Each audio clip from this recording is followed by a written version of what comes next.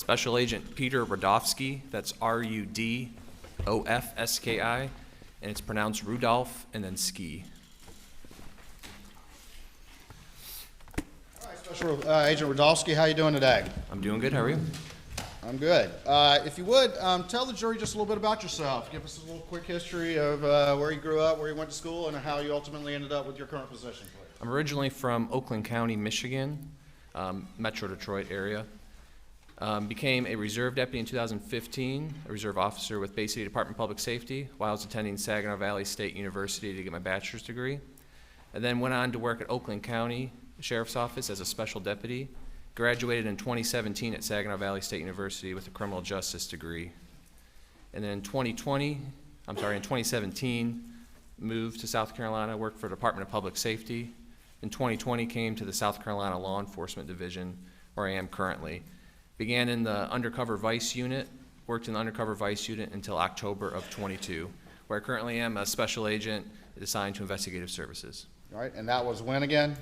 That was October of 22 is when I have my new position. At some point in that position in SLED Investigative Services, did you get involved in the investigation of the murders of Maggie and Paul Murdaugh at Moselle? I did. November of 21 is when I was brought on to assist the Low Country region with this case.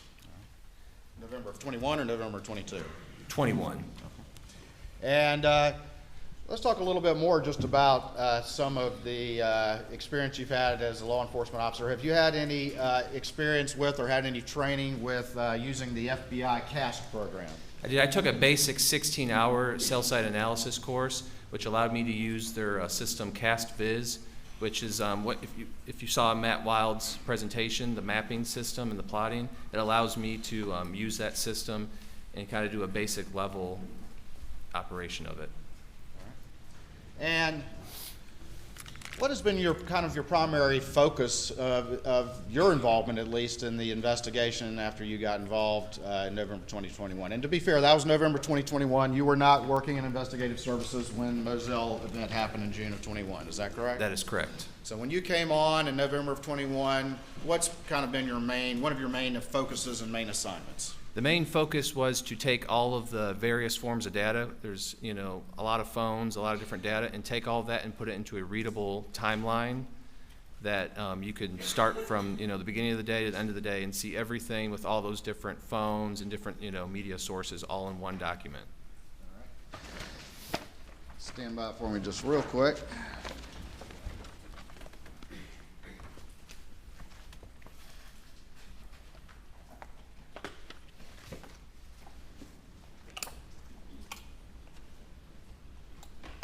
And I'm going to show you what's already been admitted into evidence as a defense exhibit 60 that was entered a long time ago in this trial. And do you recognize that? It's already in evidence? I do. All right, and what is that? Tell the jury what that is, please. This would have been a rough draft or working draft of my timeline. I have a date of 1/12/23 at 3 p.m. was an updated time on this. All right, and that was, who prepared that document, though, that was put in by the defense? This was prepared by myself. And was that provided to the defense a week or so or sometime prior to trial? It was. All right, and on that particular document, does it say that it is a working draft? It does on the top here. It's going to have in yellow working draft, and then as you go through the document, it's going to have the same yellow on the top working draft and draft across the document. All right, and as you have, how long have you been working on this document right here? Roughly about a year on this document.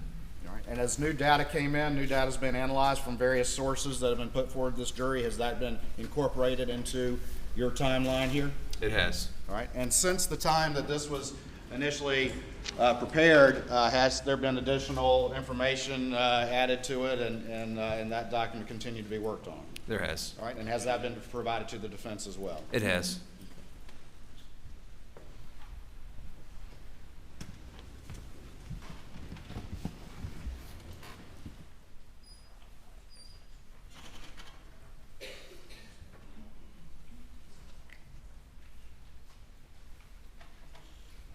I'm going to show you what's been marked as States 520 and see if you recognize this document.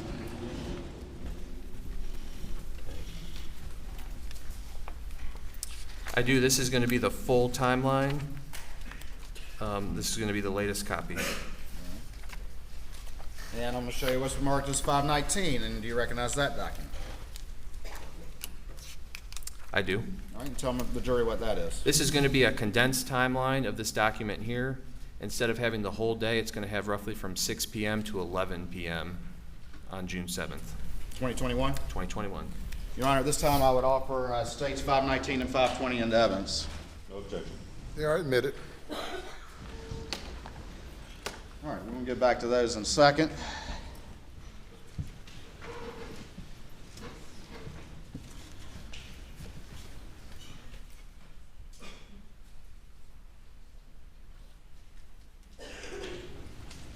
All right, now you mentioned before that you had some training in using the FBI CAS program, is that correct? That is correct. And during the course of this investigation, actually fairly recently, did additional information come in related to what you've been working on? That is correct. And explain that to the jury. What information came in? So on Friday, I received a call, Which Friday? would have been last Friday, from Attorney General Conrad that GM discovered some new data. I initially did a search warrant back in March of last year. No data was returned to us from OnStar. We get a call saying that they have data and that they're going to be sending it to me. I received an email on this past Saturday with 3 Excel files of data from GM.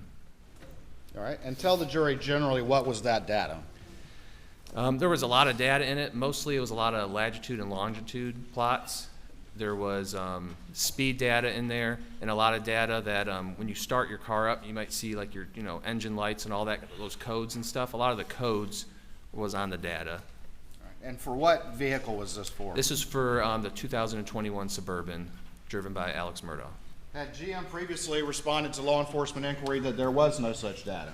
That is correct. All we got was basic subscriber data for OnStar. And when had they responded with that information? I believe it was March 18th of 2022. 2022. Yes. And then during the course of this trial, they contacted and said, oh, wait, we found something. That is correct. All right. All right, and since that time, have you downloaded that data into the CAS program and analyzed it in that fashion? I have the CAS data is pretty much a tool that you can take different latitude, longitude, and different kind of data points, put it in the system in an Excel file, and it pretty much plots it and paints a nice picture for you. All right. And you have you worked in this case as you've been synthesizing the data from various sources? Have you worked or synthesized the data that came from Engineer Falfusky with the FBI? Yes, sir. And remind the jury who Falfusky is again, please. He is a vehicle engineer from the FBI out of Washington, D.C., and he's the one that took the telemetry unit out of Alex Murdaugh Suburban, and he took all the data and recreated that, the year-long process to get all the data extracted that he previously testified on. All right, and is that telemetry data generally synthesized or summarized along with other data in your timelines that are admitted into evidence? Yes, it is. Can you compare for the jury the difference between what the telemetry that Engineer Falfusky did and the OnStar data that GM recently provided? The biggest difference you're going to see is on the telemetry data. If you remember, there was that Excel spreadsheet with all the different colors on it. It would show vehicle going into drive or park, moving, propulsion, that kind of stuff. The data we got back from OnStar is mostly a lot of latitude and longitude and speed and different kind of codes and whatnot. There wasn't really any location data in the FBI data. I don't believe there was any for that day. I believe it was all before. But we have mostly, GPS coordinates and whatnot. That's the biggest difference that you're going to see between the reports. All right. And was the OnStar data recently received generally consistent with the telemetry data that had been developed by the FBI and Falfusky? It was. Just more specific? Just more specific. All right. I'm going to show you what's been marked as States 524 to this trial and see if you recognize this document. I do. All right. And tell the jury what this is, please. This was a presentation I created that is based on the GM OnStar data that was received last week for 6/7 of 21 for a 2021 Chevrolet Suburban. Your Honor, at this time, I would offer in the evidence states 524. Submitted.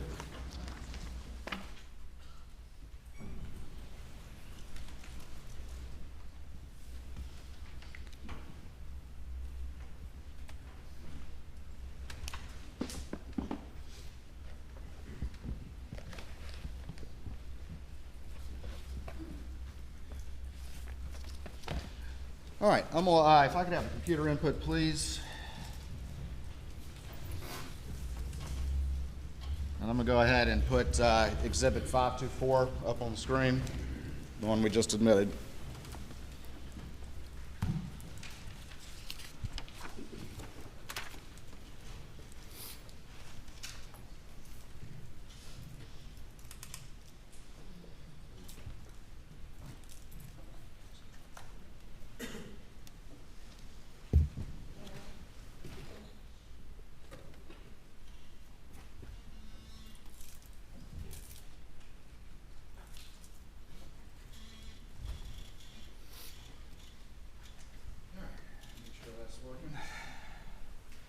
All right, is this the 524 the exhibit we just put into evidence?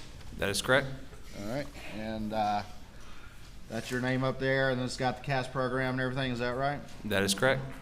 All right, moving on to this next slide, and can you see all right up there? I can. All right, if your little screen becomes hard to see, just let me know, and we can have you come down here and look at the big one. All right, what's up on this slide? Tell us what this represents to the jury. What you're going to see up on the slide is going to be 3 file names that we received from GM. These are all 3 Excel files. This is what they were labeled to us from GM.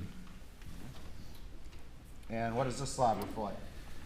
This is an overview. Do you mind if I step down? Yeah. Point out. This is going to be an overview slide here. Top point is going to be Moselle, the Moselle house property. Bottom left, we're going to have Hampton. Far right is going to be Alameda. There are 4,820 data points that make up these lines here.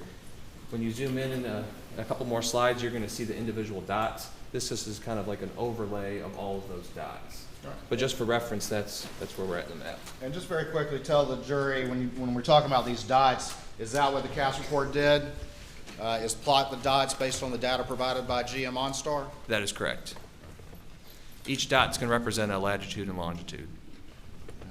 Did you have to manually enter in all 4,820, or how does that work? I did not. The nice thing about the CAS system is it takes the Excel, you put it all in an Excel spreadsheet, and it does all that for you. Kind of like Google Earth would do in comparison. All right, this next slide, what is that? This is the same slide. It's just showing on a different, the last one was like a Google Earth kind of view photo. This is just a regular like map photo. It kind of just says, the location's a little bit easier to read. You got Hampton, Alameda, and then you can see Islandton. All right. Go on to this slide. Is this just a general representation where you can see some of the individual dots? This is going to be the general overview of Moselle. Each little dot is going to either have a single set of data points or multiple set of data points. And this is for the whole day. This is not just for a certain time period. This is going to be for the whole day of June 7th, 2021. All right, and then again, generally, what does this represent? This is going to represent in Hampton around the law firm. Each dot is either a single set of data points or multiple set of data points. It's just kind of zoomed in photo from what we saw previously. And that's the defendant's former law firm? That is correct. All right, and what does this represent?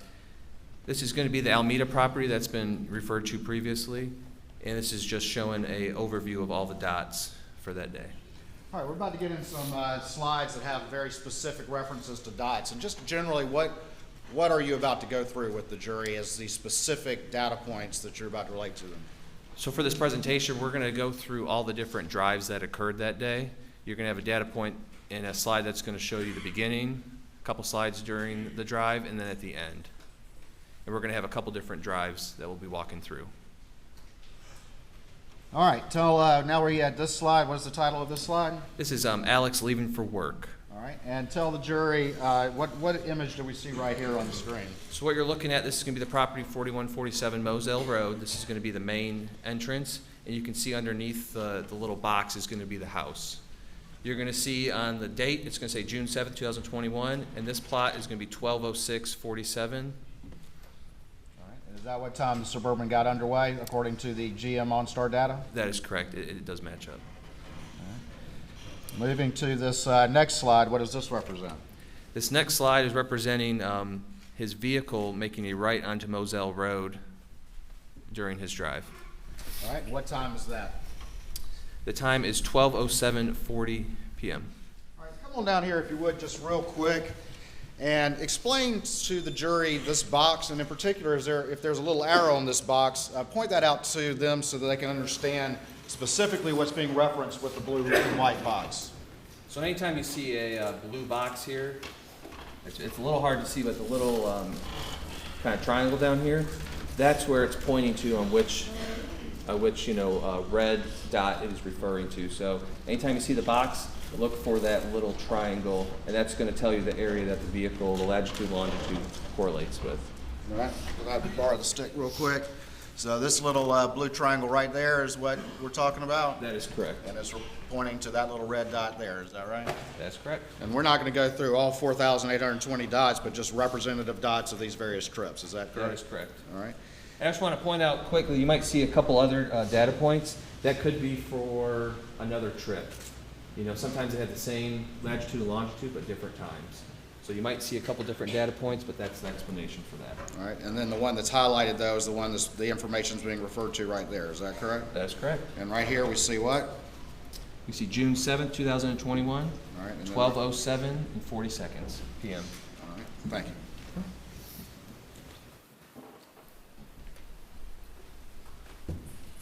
All right, before we move on to the next slide, what's the car doing at this point in time? The car is moving. All right, and what location is it? Just generally an orientation to the property?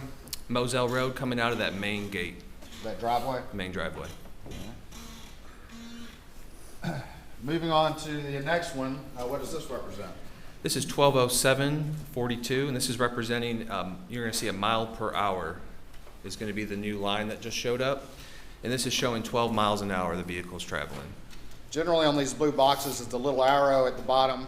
Is that kind of in the center bottom in most of these little blue and white boxes? That is correct. All right, and some of the entries have a miles per hour reading, is that correct? That is correct. And that's being recorded by the vehicle and by GM OnStar? And it's being uploaded to their servers. All right, and so what was the speed of the defendant's vehicle at this time? Approximately 12 miles an hour.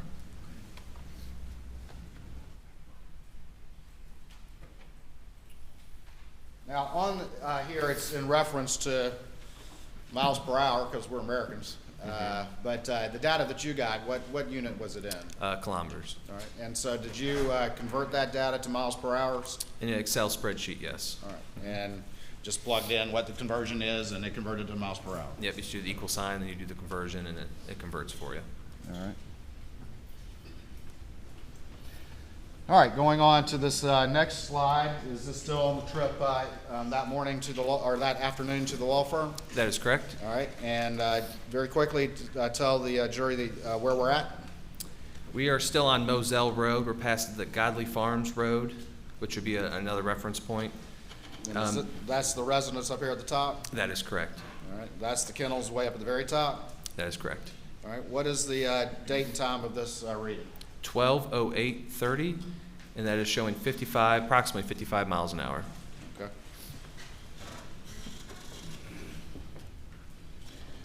All right, tell me about this next one. This is still on the drive to the law firm. This is showing at 12:16 on the dot, and we're showing approximately 60 miles an hour driven. All right. And where is the arrow on this particular one? So on this box, the arrow is actually going to be on top, and it's pointing to one of the data points. The speed again? Approximately 60 miles an hour. Going on to slide 13 for the record, what does this reflect? This is reflecting coming into Hampton to the law firm. And this is actually, if you look, it's pretty much right on top of the law firm. It's 12:21:37, and we have no speed associated.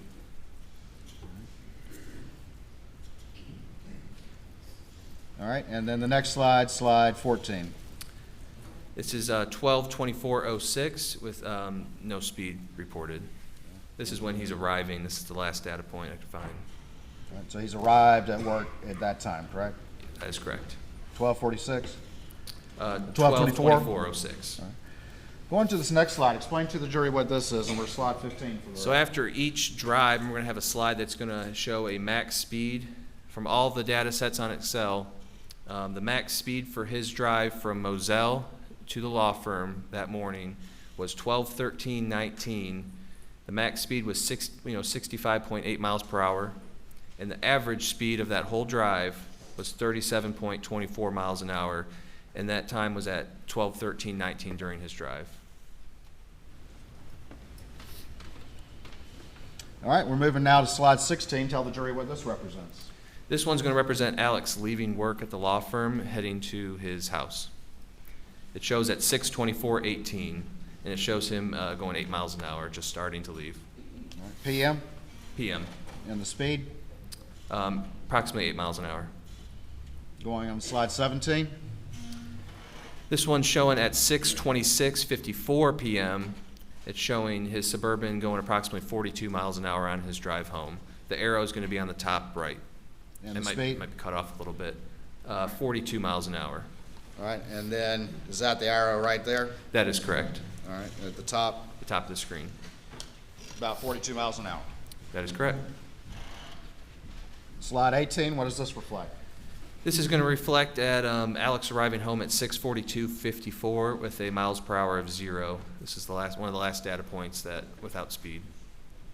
6:42 p.m. arriving back at the residence, That is correct. and the arrow is pointing to what? The residence. A little bit to the side, but it's the residence right there. All right, and tell the jury now on slide 19, what does this represent? So this is going to be from his drive home from the law firm to Moselle. It represents at 6:34:01 during his drive. The max speed obtained was 54.4 miles per hour.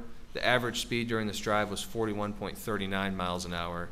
And you can see the location somewhere off of, I believe, 63. Driving home, what was his max speed? 54.4 miles per hour was the max speed driving home. All right, slide 20. All right, so now we're at where Alex is leaving for Alameda. This is going to be 9:07:06 p.m. Okay.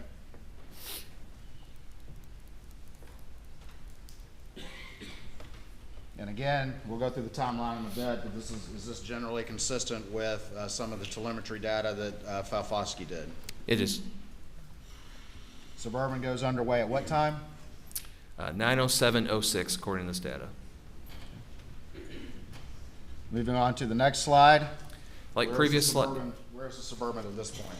Like previous slides, this is going to be the Suburban pulling out onto Moselle Road, coming right out of the main entrance, going about 15 miles an hour. This is going to be at 9:08:06.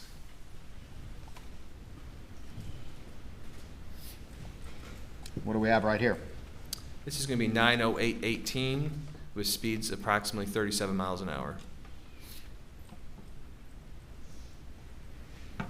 Where's the Suburban heading at this point? Towards Alameda. All right, slide 23. We have a reference point here. Can you explain what that is to the jury?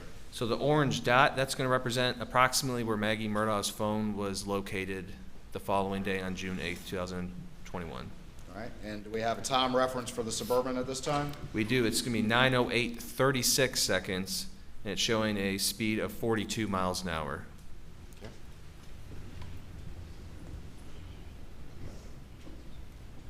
Moving on to the next one. Tell the jury what this is. In the grayish white looking box, you can still see the little circle where it says Maggie Murdaugh's phone location, and right under it's where the pinpoint's going to be. It's going to be 9:08:36, 42 miles an hour.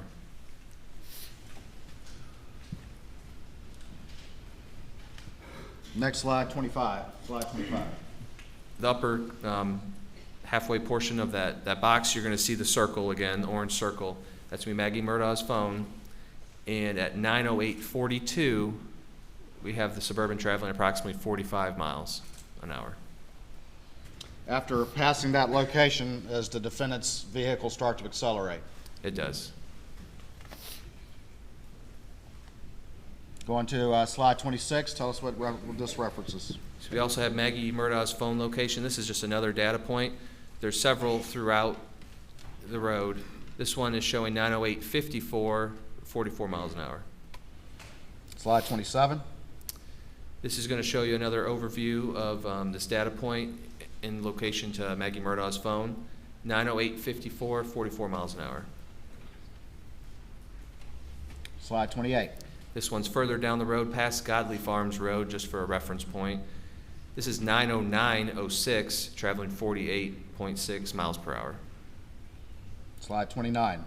This is another data point in reference to where the phone location is. 9:09:18 p.m., traveling 49 miles per hour. And slide 30. This is going to be another data point at 9:09:18, traveling approximately 52 miles an hour. Slide 31. This is also going to be another one on Moselle Road, coming up to Dobson Road. It's going to be 9:09:24 p.m., traveling approximately 52 miles an hour. And then slide 32. This is also going to be another data point on that road, 9:09:42, traveling approximately 54 miles an hour on Moselle Road. All right, going to slide 33, has our sort of map orientation changed? It has. This is still on the drive to Alameda. I believe this is going to be 63 or Snyder's Highway or Walterboro Highway. This is at 9:13:30 p.m., showing a speed of 68 miles an hour on that drive to Alameda. All right.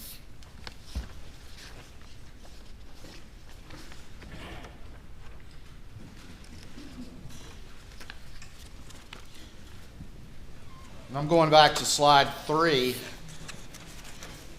Do that real quick.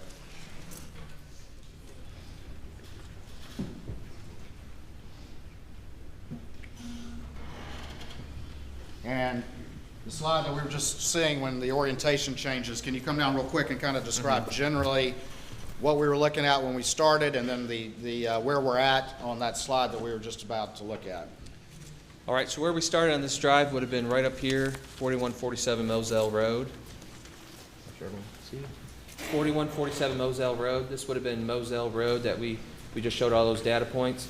Would have made a right onto Dobson Road, and then a right onto 63 Snyder's Highway. It's approximately somewhere around here on Snyder's Highway where that data point we just looked at. All right, returning to slide 33. All right.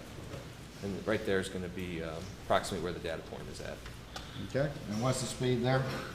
68.7 miles per hour. All right. Going on to slide 34. This is going to be at 9:14:36, showing approximate speed of 69.4 miles per hour. And it's going to be on the top portion. All right, moving on to slide 35. This is going to be at 9:16:48, showing approximately 70 miles an hour. It's going to be the top portion of your screen here, coming into Varnville. All right, and down at the bottom center of the screen, what is that? Right here. That is going to be the Alameda property, and just to reference, this is going to be coming into Varnville. All right, right here, what do we have on slide 36? This is going to be the Alameda property. You can kind of see it behind the other record part, but it's showing at 9:22:06. His Suburban's pulling, making a left into the Alameda property. Slide 37, what do we see here? First of all, orient the jury as to what the map image reflects, and then describe the data point, please. So the map image is going to reflect, you're going to make a left into the driveway. There's a railroad track, I believe here. It's a curved driveway coming in, and then right here is going to be the house. There's a little carport right here, and then the driveway is this whitish part that you see on your screen. All right, and then up here, generally in the property, we can see a roof and that sort of thing. What generally are those? Those are going to be some outbuildings on the property. The trees are kind of, there's a decent amount of trees right here, but there's, I believe, 2 outbuildings right here. This white area right here just above the house, what is that? That's going to be where you would park. It's a paved area in front of the carports. Where do the data points reflect the Suburban going, though, when it arrives? The data points for the Suburban, it looks like it went toward, like, a little bit into the grass, closer to the wood line over here. And that's going to be at 9:22:39. Closer to the wood line and the outbuildings? That'd be correct. Sure. All right, and again, what time is the arrival at Alameda? 9/22/39. And this is just, so this right here is gonna be a better overview without the box? the box. You can see right here is gonna be the driveway leading in. And this is where a carport would be, where the vehicles would be parked. And then this is the main house here. Then you have your outbuildings.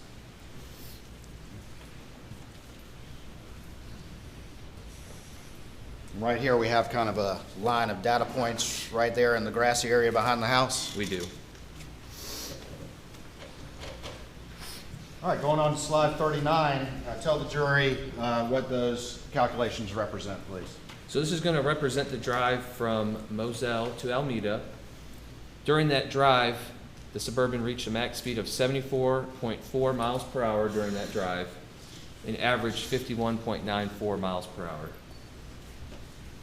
And this is the data point with the highest speed obtained. Was that top speed higher than any speed he achieved when he went to work earlier that day? That is correct. Is that average speed higher than any average speed he had when he went to work that day? That is correct. Or returned from work? That is correct. Want me to stay down here? You can go back up. Back.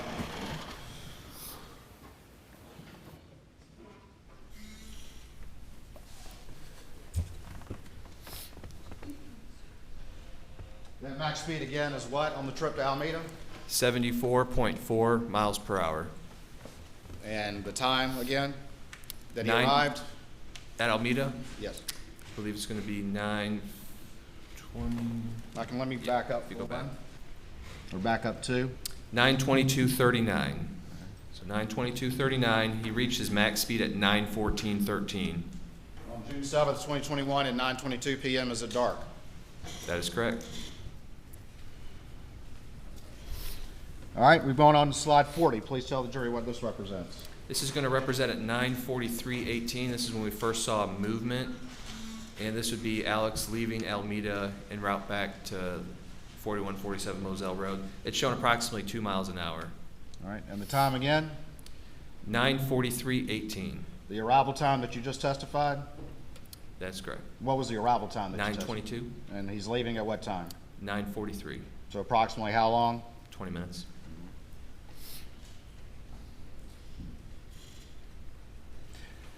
Going on to slide 41, let me ask you this. Does the data reflect that that the car pauses for a period of time while in that driveway area of Alameda? It does, about halfway between on the driveway. Come on down and show the jury if you would. I just sent you back, I'm sorry. So halfway during, on this, so this is the driveway right here.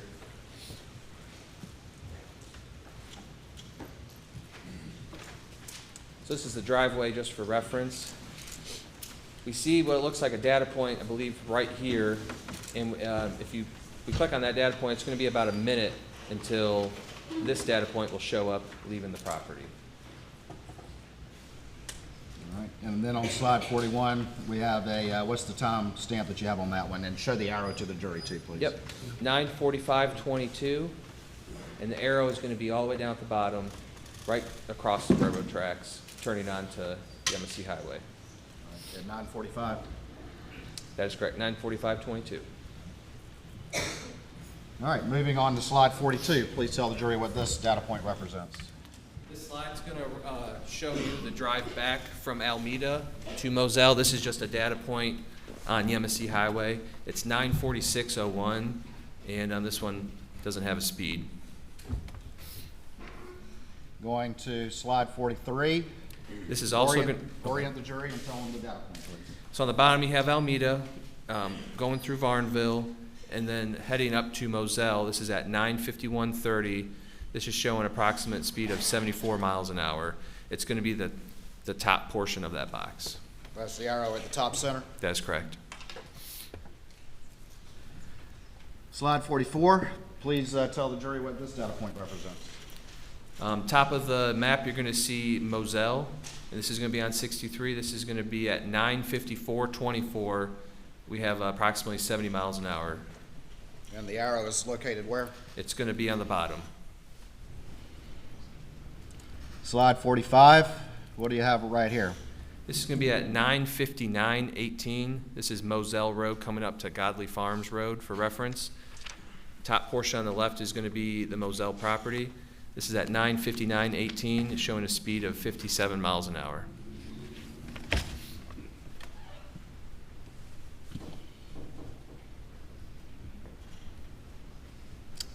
All right, we've moved on to slide 46. Tell me about that one, please. So this is going to be the arrival into Moselle. This is showing 10 o'clock on the dot, showing 7 miles an hour, making a left into the main driveway. 10 o'clock on the dot. That is correct. And slide 47. This is about 30 seconds later. This is 10 o'clock.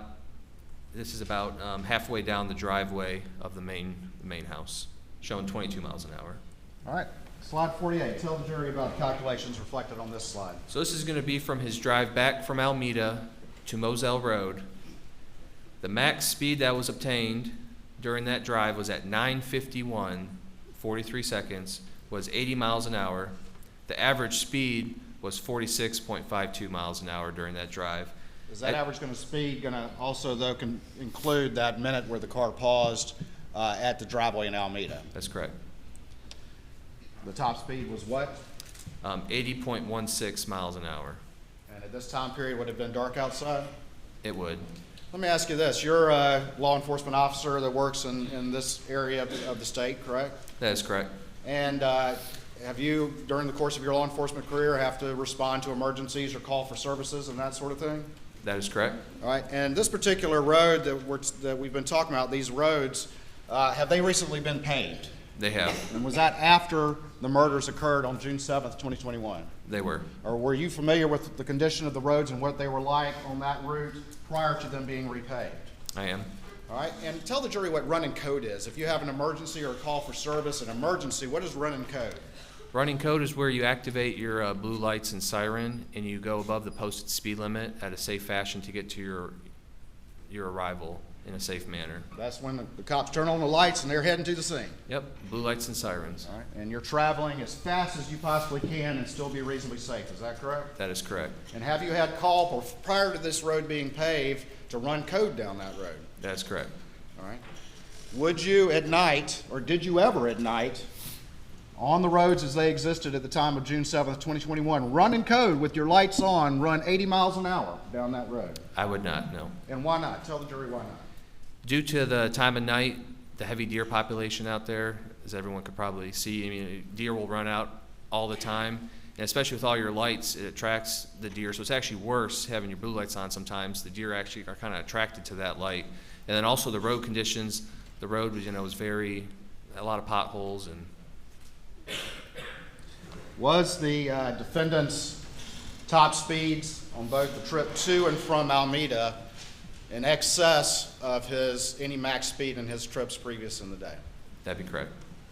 Posted speed limit is 55 on 63.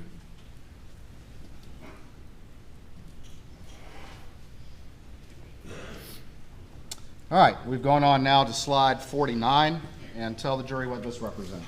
This is going to be a timestamp of 10:05:06 p.m., and this is showing Alex Murdaugh leaving for the kennels. And where's the dot on this particular slide? The dot's going to be on the bottom towards the middle, right by the house. Moving on to slide 50, tell me what this represents. This is also showing the drive over to the kennels. The timestamp of this is 10:05:39. And where's the arrow? The arrow is going to be on the bottom. You can kind of see it by the field. All right, going on to slide 51, what does this represent? This is just saying the max speed was obtained 28 miles an hour at 10:05:49 during that trip. Okay. And then slide 52. This is showing the Suburban arriving at the kennels, 10:05:57 p.m.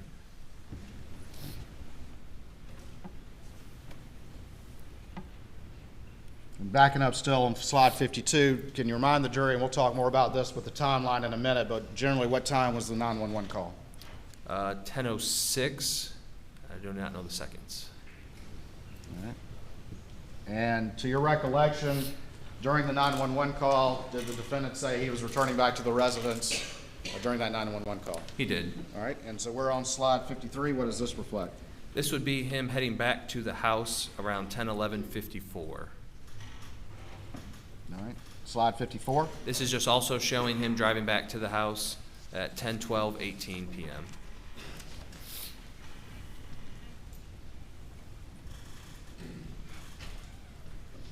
Slide 55. This is just another slide at 10:12:30 p.m. showing 32 miles an hour.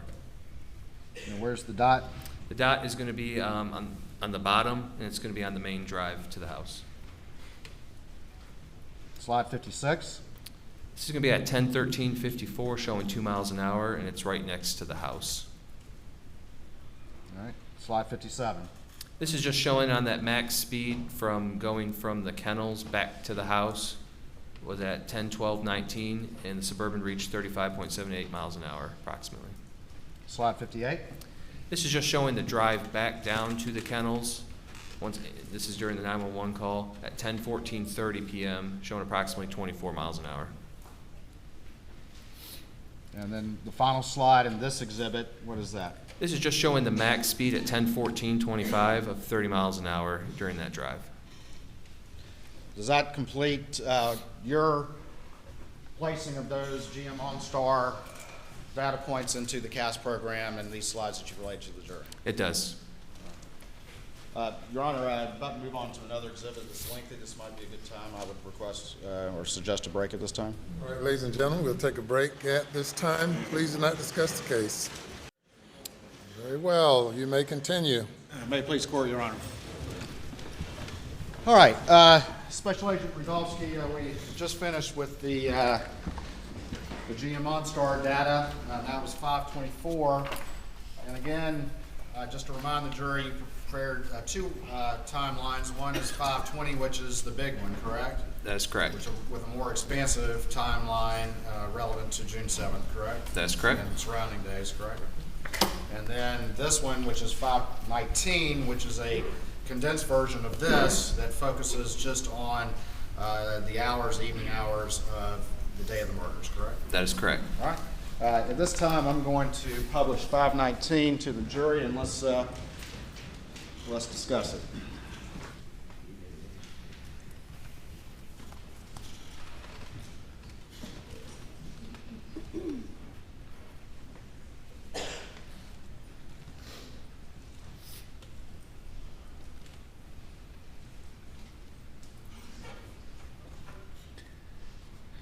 All right, just real quick, I want to go through this opening page, and this is the condensed one, 519, is that correct, up on the screen? That is correct. All right, and has your name on it, correct? That is correct.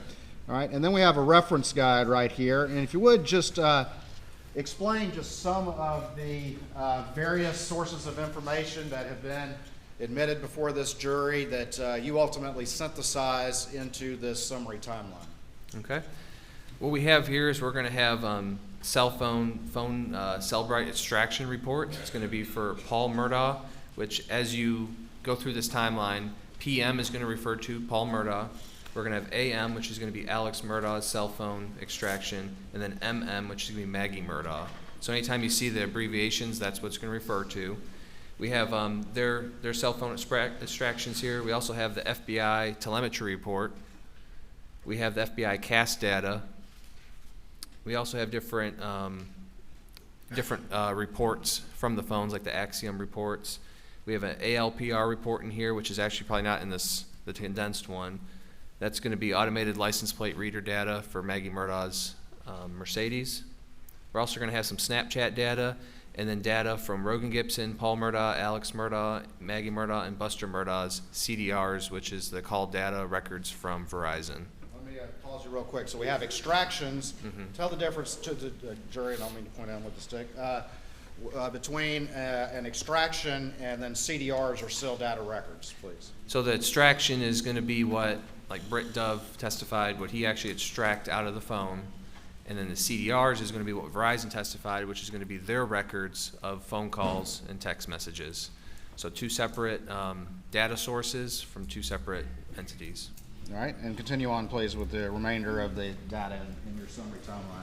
We have referenced here a couple different like Knowledge C database. That's kind of like the Axiom database. It's just another database that was, records were provided to me from. We also have a PMPED building access log, and then in the big timeline we have the 911 recordings, and then just want to point out a Dylan Hightower extraction. That would have been the first phone extraction of Alex's phone 2 days after the 7th. All right. And then we have the GM OnStar data. Okay. All right, and then down at the bottom here, we have some color-coded things on the left of the screen and then a box on the right. So quickly explain to the jury what those reference points mean, please. On the right of the screen, you're going to see the 2021 Suburban log file excerpt. Frykowski from FBI had that Excel sheet with all the different colors and everything. This is going to be a reference guide, so when you're going through this, what the colors actually mean on the data. All right, And give then, an example of what you mean by that. so you're going to see kind of that reddish, pinkish color. That's going to mean that the infotainment center is booting up. So when we go through this timeline, you're going to see that data section highlighted with that color. That's what you'll know is happening with the data. If you see pink, it's going to be a propulsion. When you see blue, it means that it's either in and out of park. And that's kind of just how we're going to be reading it as we go along the timeline. All right, and then these addresses have colors over here, and just, we don't have to go through every one, but the first one, that red one, what one is that? 4147 Moselle Road. All right, so if we see that little red box with an arrow on it, that's Moselle on the map. That is correct. And then the green is what? It's going to be Almeda, the Almeda property. Okay. And we'll talk about the others as we go through. All right. All right, let's start moving through it.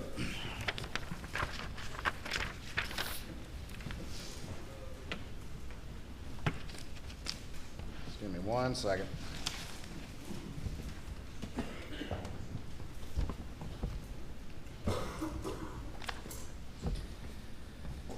All right, all right, so this timeline, this condensed timeline begins roughly when? Around 6 p.m. All right, on what day? June 7th, 2021. All right, and let's start at 6:04, and I want to move through this expeditiously, and we'll stop and talk about some specific entries as we go through, okay? Okay.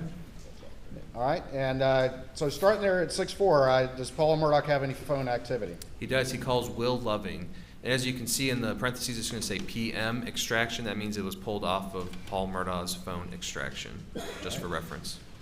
All right, and Will Loving, that's the individual that testified weeks ago. That is correct. And 6:08, what activity we see on Paul's phone? He makes an outgoing call to Dad, which is identified as Alex Murdaugh. It shows answered, but 1 second long. All right, and what was the source of that information? That was from Paul Murdaugh's phone extraction. It does not show up in Alex Murdaugh's original logical dump or the second one from Britt Dove, but it does show up on his CDRs from Verizon. So that'd be the records that Verizon actually keeps for the phone. All right, and can a user of a phone affect the CDRs that are with the Verizon phone company? They cannot, no. Or can the user affect what data remains on their phone? Yes. And frequently throughout this timeline, do we see instances in which there was a call logged on on Alex Murdaugh's CDRs, but was missing from his phone from the extraction? That is correct. Don't leave the witness. All right. Can you explain any difference between the CDRs as it relates to Alex Murdaugh's phone and whether or not there's any missing call logs on the extraction from his phone? As we go through this extraction, you're going to see that multiple instances we're going to have calls showing on Alex Murdaugh's CDRs that we could not find on the logical extraction or the Britt Dove full extraction of Alex's phone. And that's going to be notated on the bottom if it was not in the extraction. All right. 6:09:48. Do we have any communications on Maggie's phone? This is going to be a iMessage from Maggie Murdaugh to Paul Murdaugh stating, "You okay getting little foot massage? Then I'm heading home." And that was obtained from Maggie Murdaugh and Paul Murdaugh's phone extractions. At 6:10:01, going to the bottom of This page, that being page number 2, is there another message from Maggie to Paul Murdaugh? This is also going to be iMessage to Paul stating, "Love you," and Blanca cooked you dinner. Moving on to page 3. And what does this reflect right here? This is going to be from FBI agent Matt Wild. This is going to be from his report. This is for Paul Murdaugh. You're going to identify that in the right-hand corner where it says Paul. Just for reference, anytime you see a map, if you look on the right-hand corner, it's going to tell you whose map that is for. All right. And just generally remind the jury what this map reflects, please. This is just showing generally where the cell towers are located and where the area, whenever like a phone call or text message, where it was pinging during that time for Paul. And these little red things right here with the angles on it, what do those reflect? That's going to be where the cell tower is and what angle the call would have originated or take place from. All right. And down at the bottom, what's the first time recorded for Paul's cell phone as it pings on these cell towers? It's going to be 6/17/42. And can you describe to the jury generally where these cell towers reflect Paul's phone is moving? So it'd be at the Beaufort area down the right-hand side, moving up towards Moselle, which you can see in the far right corner, that little badge-looking red dot. All right. Up here at the top center, what is that right there? That's going to be an arc. It's just a distance arc. But the red dot, what is that? The red dot, that's going to be 4147 Moselle Road. All right. And what times does Paul's phone ping off any cell tower near Moselle? 6:53 p.m., 7:05, and 7:30:05. All right, and we see a 3 right there. Does that refer, or what does that 3 refer to as it relates to that cell tower location near Moselle? It's just going to show you what side of the cell tower it's on, what arc.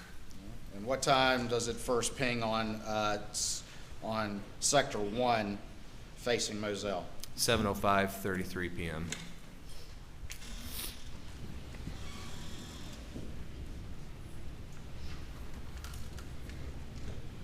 All right, moving to continue on page 3. We have a time reference at 6:20:53. Can you explain to the jury what, if anything, that indicates? We have Maggie Murdaugh. She received a phone call from Proctor Marion. That's how it showed up in her phone. Through the phone number, it's actually Marion Proctor. That's just how it relays in the phone. And it shows rejected. All right, and after that, what, if any, communications were there?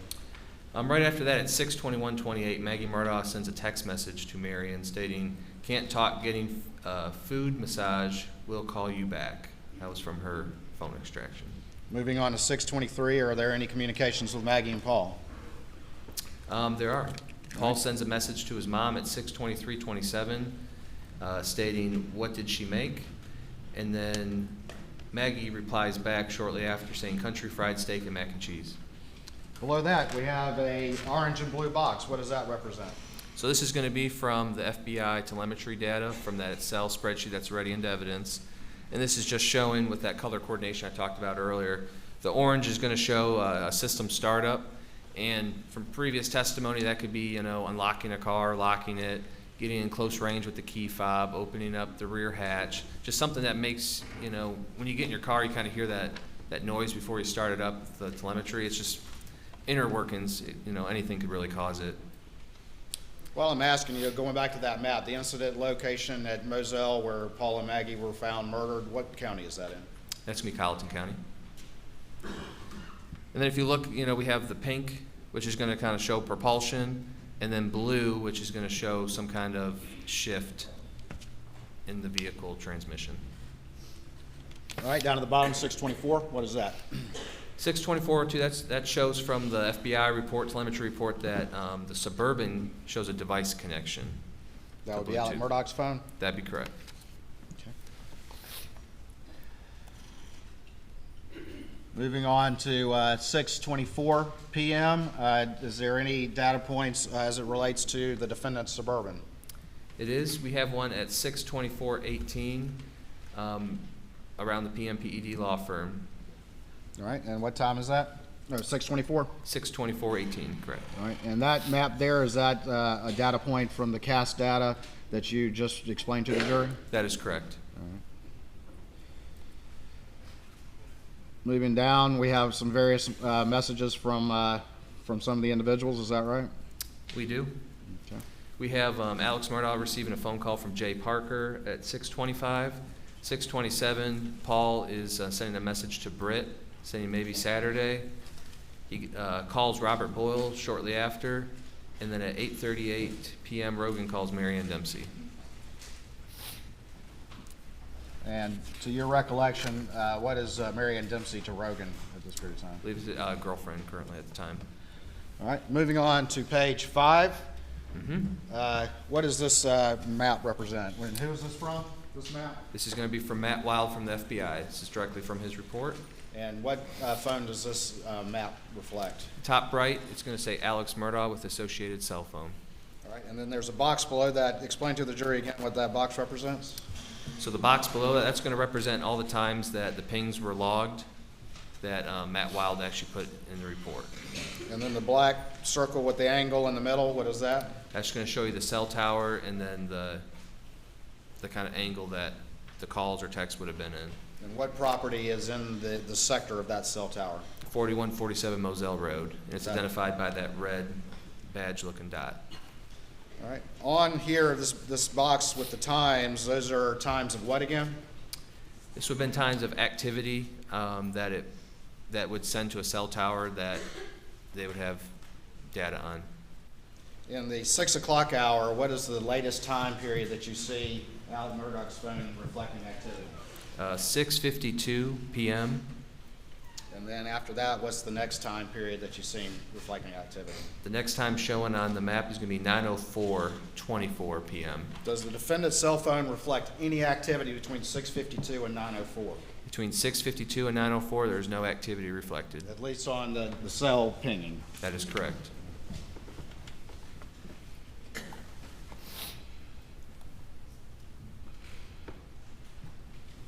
All right, at 6:40:01, what activity, if any, is reflected? Paul calls, and it's going to show up as PA in the extraction, which is Alex Murdaugh based on the phone number. It shows it was answered. It was 2 minutes and 29 seconds long. This call also does not show up in the phone extractions for Alex Murdaugh, just on his CDRs. It was in the defendant's CDRs? That is correct. All right. And it was also in Paul's phone. It shows the phone call. 6:42, and what if anything's reflected? We have a suburban device connection to iPhone from the FBI report at 6:42:48, and at 6:42:54, we show the suburban arrives at 4147 Moselle Road based on the GM OnStar data. All right, and going on to page 6, is that your CAS map reflecting that data point you just described? That is correct. It's going to be the 6:42:54 data point. And what happens at that moment? That's when Alex Murdaugh is going to arrive back from the PMPED law firm from work that day.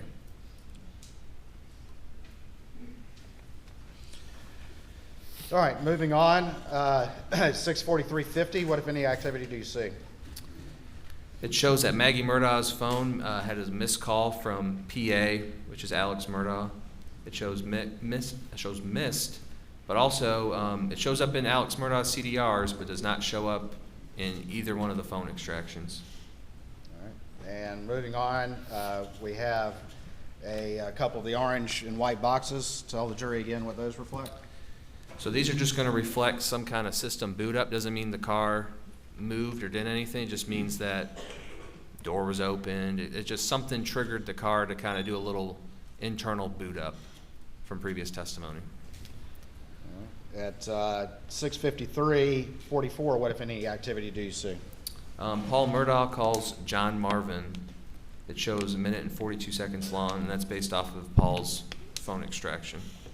So your understanding, when you see those times of the call lengths, does that also include connection time as well? It does. Based on previous testimony from Verizon, that could include how long it takes to get the actual network connected.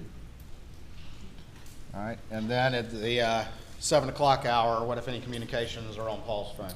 So Paul sends a text message to Claude CB Rowe saying, "Are you coming tomorrow?" And then shortly after, he sends another text saying, "Sunflowers died. We need to plow them under ASAP. And that was based off his phone extraction. Moving on now to page 7. Do we have some activity at 7:02:29? We do. Maggie Murdaugh calls Alex Murdaugh.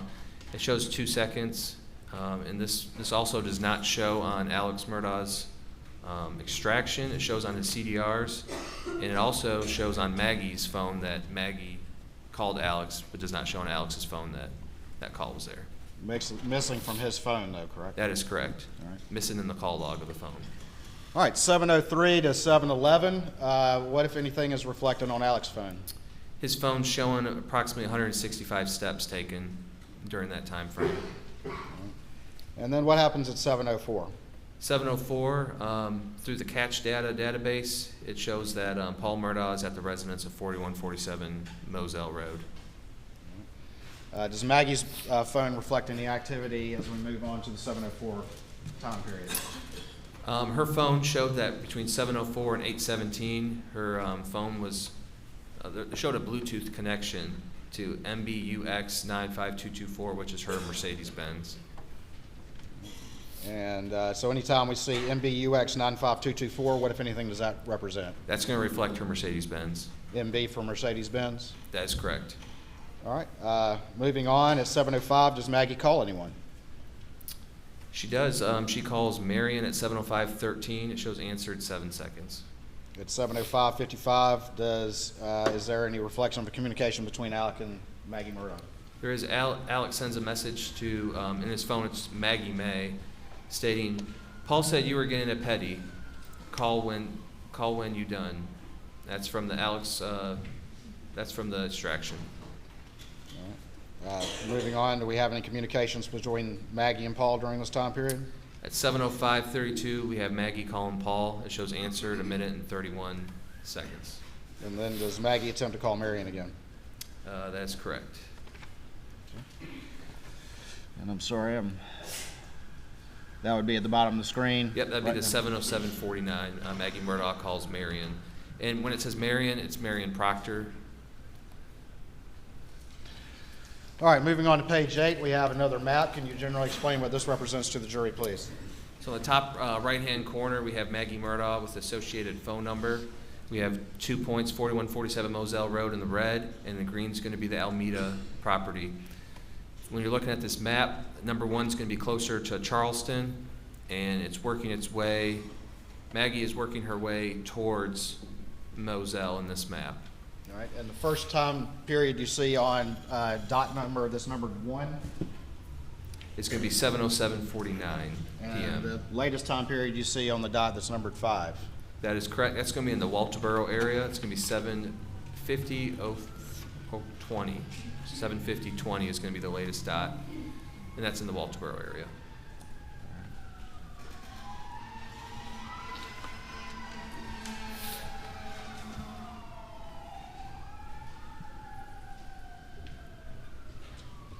All right, moving on, looking down at 7:09:43, what, if any, activity do we see on Maggie's phone? Maggie calls her mom. It shows answered 8 minutes and 17 seconds long.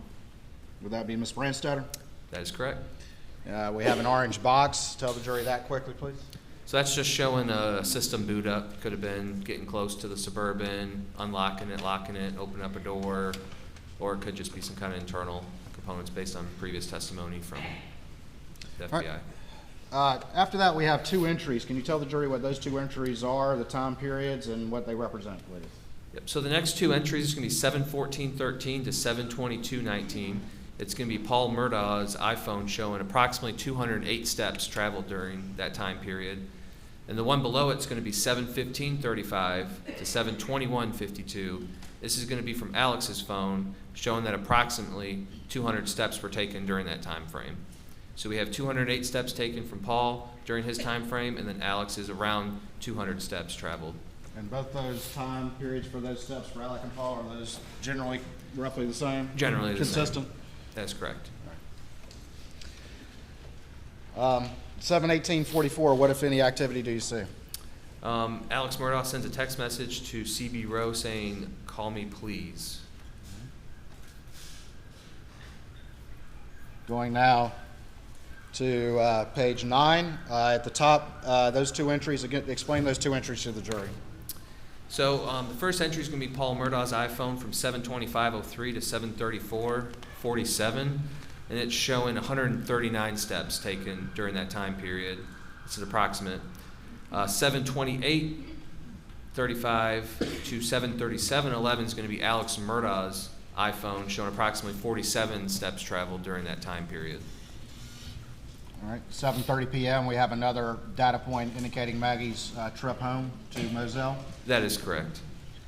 All right, we've got another map. Tell the jury what this one is, please. This map's just showing that her phone was pinging at starting at 7:30. Whose phone is this This is again? going to be Paul. I'm sorry, Paul Murdaugh. It's going to be in the right-hand corner. So it's going to say Paul Murdaugh with the phone number on top. This is just showing where his phone was pinging on June 7, 2021, starting at 7:30, and then all the way to 8:40 p.m. All right, we see two cell towers there and then some arcs. Where do those arcs intersect? The arcs intersect close to the property at Moselle Road. And if you would, just tell the jury the earliest time that's reflected here and the latest time that's reflected here. The earliest time reflected is going to be 7:30:05, and the latest time reflected is going to be 7:40:21 p.m. on June 7, 2021. So Paul's phone is at the Moselle location according to this data. That is correct. All right.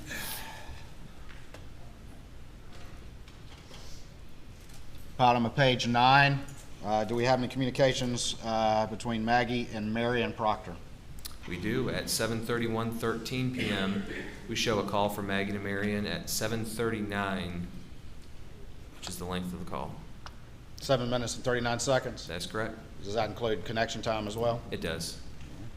Do we have any step data on Paul's phone in a time period around this time? Paul's phone shows between 7:35:10 and 7:41:43. It shows roughly around 171 steps traveled during that time frame. 7:37 and 7:38. Do we see any activity on Paul's phone with some of his friends? Yeah, Paul receives a Snapchat message from Michelle Beck stating, BC, I have short-term memory loss, and that was based off his phone extraction. And then Paul Murdaugh receives an iMessage from Megan Kimbrell stating, Paul.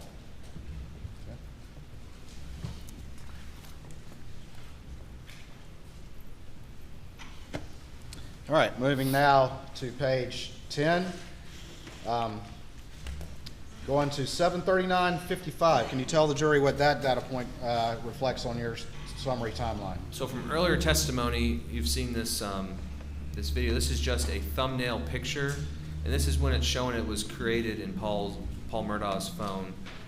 And we have a little screenshot of the creation time. It's going to show 7:39:55 is when this thumbnail was created in Paul's phone.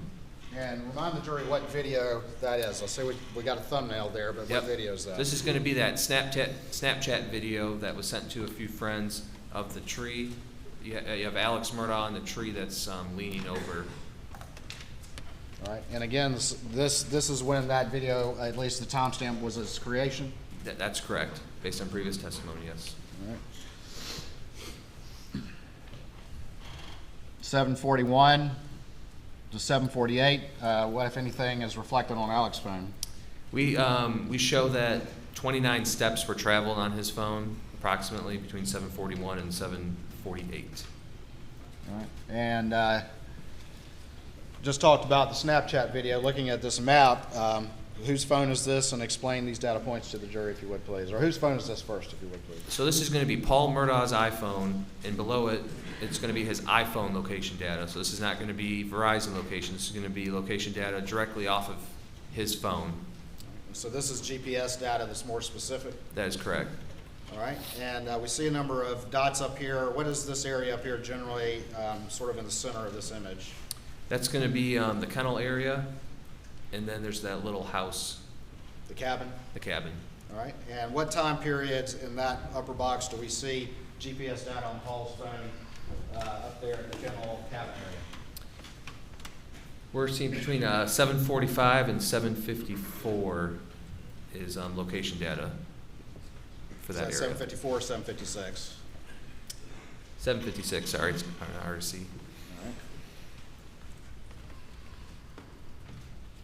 And then we have 2 data points at the bottom. Is that, where is generally that on the property? That's going to be what previous testimony talked about, like a dove field. It's going to be past the main house, closer to the Godly Farm roadside, and that's going to be a data point at 8 and 42 seconds and 8 and 44 seconds. 8 p.m.? That's correct, 8 p.m., June 7th. Oh, darn it.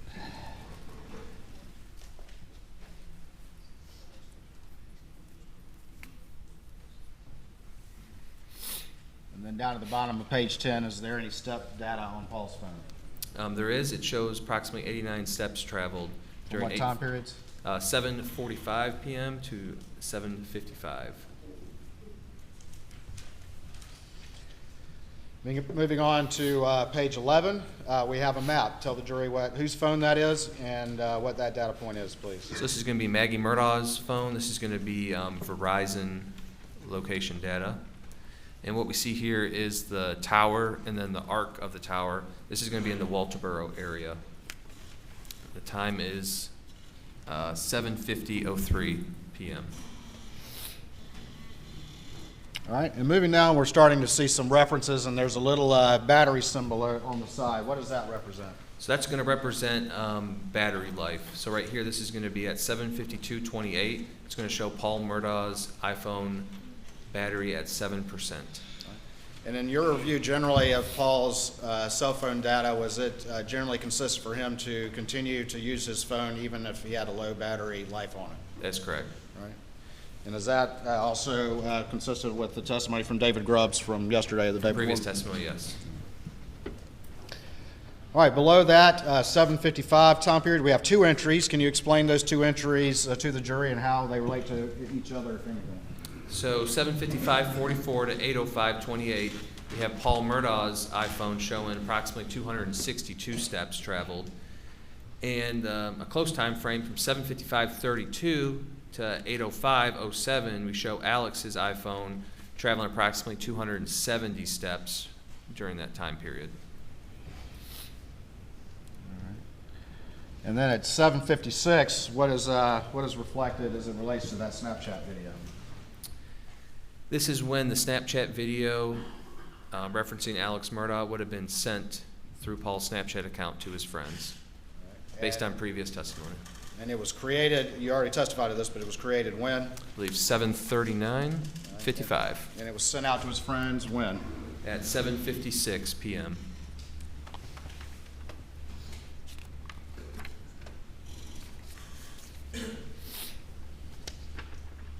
Moving on to page 12 at 7:57, does one of his friends respond? Yes, he receives a Snapchat message from Brian Murdaugh Oops, sorry. stating, "Damn, man, needs some straps, oh it." All right. Now we're moving into the 8 p.m. hour on June 7th, 2021, is that correct? That is correct. All right, we have a map here. First of all, in the right corner, whose phone is this? This is going to be Paul Murdaugh's phone. This is going to be his iPhone location data. And starting up at the, it's sort of the top center, more to the right. Where does that location generally? That's going to be the little cabin on the property. All right, and what is the data point? What's the time on that data point up there? I believe it says 8:06:20 p.m. All right, and then we see the dots sort of moving down, and in what direction are they generally moving? That's moving towards the main house on the property. All right, and then down at the bottom of the screen, at what time do we see that data point stop at the main residence? 8:14. What's the first data point then? 8:08:45 and then 8:14. Paul's at the main PM. residence at what time? First? 8:08:45 p.m.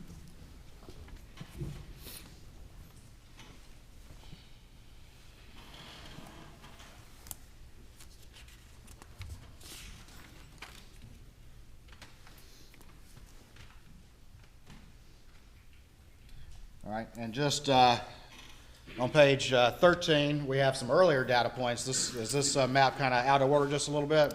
It is. So this is just going to be earlier data points at 8:05:14 and 8:04:45, just showing some location data from his iPhone. All right. So that one should have gone before this one, the one at the bottom of page 12, That is correct. which reflects Paul again getting back to the main residence at what time?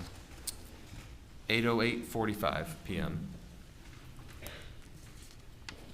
Looking below, again on page 13, do we see 2 entries for Paul and Alex's phone? And if so, please explain to the jury what they are. So for Alex's phone, we show between 8:05 and 8:09 that his phone approximately took 54 steps traveled during that time period. And then for Paul, we show 8:05:46 to 8:15:24. We show approximately 303 steps traveled during that time period.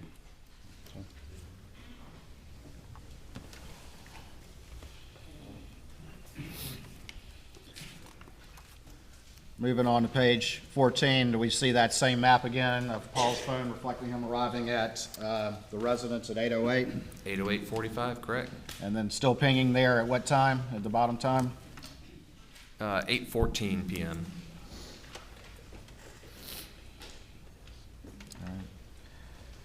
Again, at 8:07, what if anything do we see? At 8:07:20, we see that Paul is sending Snapchats to a few friends. That's based off his Snapchat records. All right, the next entry is in purple, and then there's kind of a line going from that. Explain what that purple reference, that time period references, and then the line that travels down the side of your timeline. Explain to the jury what that's going to represent generally to the various phones as we go forward. As we go forward, anytime you see purple, that's going to represent Maggie Murdaugh's phone. And for this instant, it's going to represent on the left-hand side, the line going down. Anytime you see a line next to something, that means whatever it says on the left. So if it says device locked, it means the device was locked during those other time periods. So this is going to show from 8:11:08 to 8:31:15 that Maggie's iPhone was locked.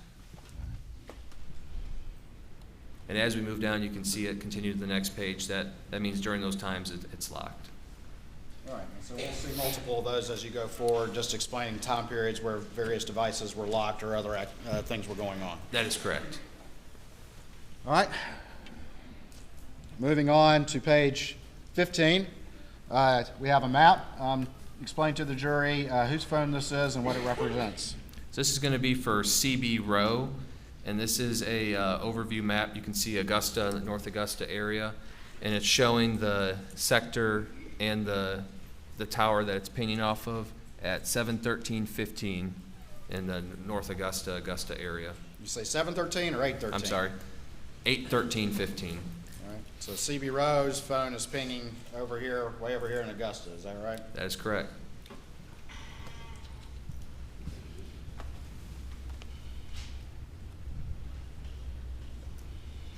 All right, moving to the next map. Whose phone is this? If you could tell whose phone this is, and then what data points you see on this particular map. So this is going to be Paul Murdaugh's iPhone location data, so this is going to be separate from like Verizon location data.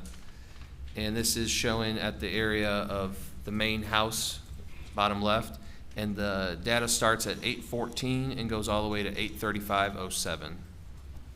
8:35. Paul's phone is located where? At the main house, 4147 Moselle Road. And down at the bottom of page 15, do we have any step reference for Paul? We do from 8:15:55 to 8:21:45. We're showing approximately 140 steps traveled.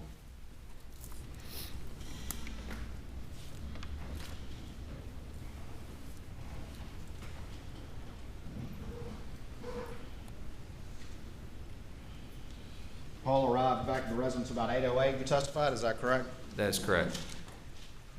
At 8:17 and 14 seconds, what, if anything, do you see on Maggie's phone? So it's highlighted purple in reference to Maggie. It's going to show that her phone ended at the connection to the Mercedes-Benz, which is the MBUX 95224. It shows that it's unplugged. And what does that mean? What does that reference mean as it relates to Maggie's phone and the Mercedes she was driving? It means that she unplugged her phone From that from vehicle? that vehicle. And the data generally reflects that she's at the residence at that point? That is correct. Paul 808, Maggie 817. That is correct. Alex's last data point on his phone was 652, right? That is correct, based on the Verizon records.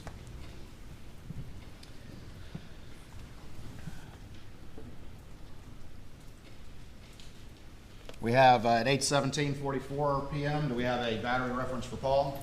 We do. It shows that his iPhone was at 4% battery life at that time.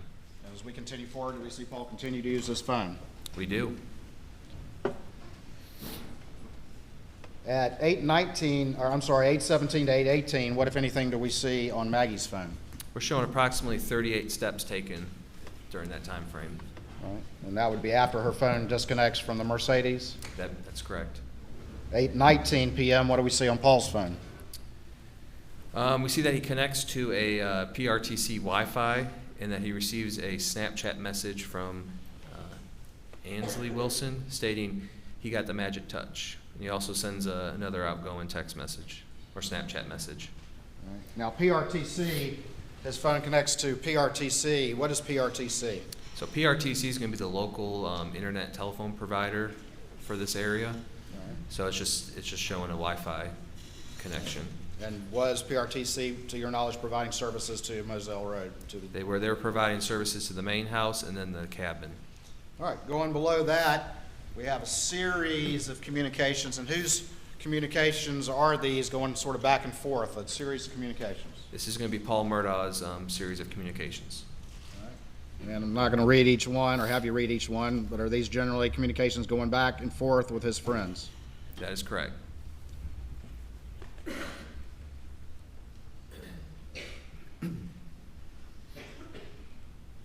And on this page, they start about what time and continue through about what time? Start around 8:23 and go all the way to 8:29. Well, I think we keep on going down. Yeah, about 8:30. It's about 8:23 to 8:30. all right, at 8:30 to 8:33 p.m., what, if anything, do we see on Maggie's phone? We're showing that her phone took approximately 42 steps traveled during that time period. All right.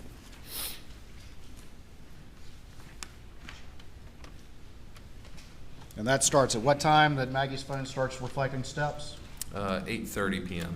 About 8:30. Going on to the next page, page 17.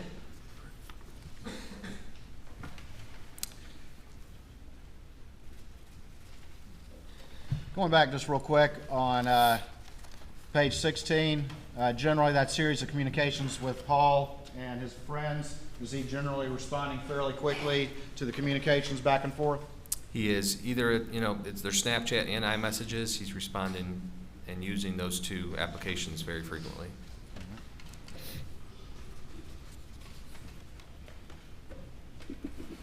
Now we're at the top of page 17 at 8:31 p.m. Describe to the jury generally what this data entry is. So this is going to be a group message from John Marvin Murdaugh. It's talking about how they're planning to go visit their dad tomorrow and asking if anyone else is going. Listed here, everyone that's in that group message. And that's generally a number of family members. That is correct. And the dad they're referring to is who?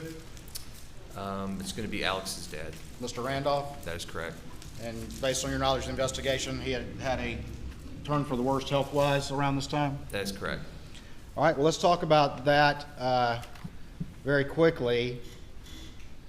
Did the defendant receive, or did his phone receive that text? His phone and Maggie's phone both received the text message. And did the defendant ever read that text, according to the phone at least? According to the phone, it was not read until the following day, 6/8/21 at 1:44:49 p.m. And that text came in at what time? 8:31 on the dot. And did Maggie read that text right away, at least according to the phone, her phone? She did not.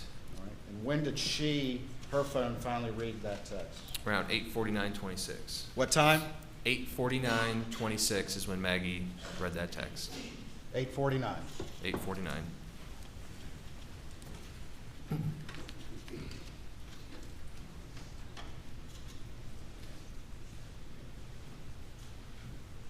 At 8:31, what, if any, entry do we see?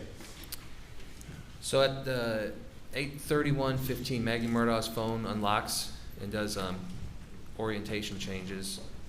And then at 8:31:18 to 8:49:26, we show that her phone was locked. At 8:31, there's an orientation change. Does the data reflect that her phone was unlocked at that period of time? That is correct. All right. And then what happens after that at 8:31 and 18 seconds? Her device is locked until 8:49:26. 8:49:26, is that correct? 8:49:26. All right.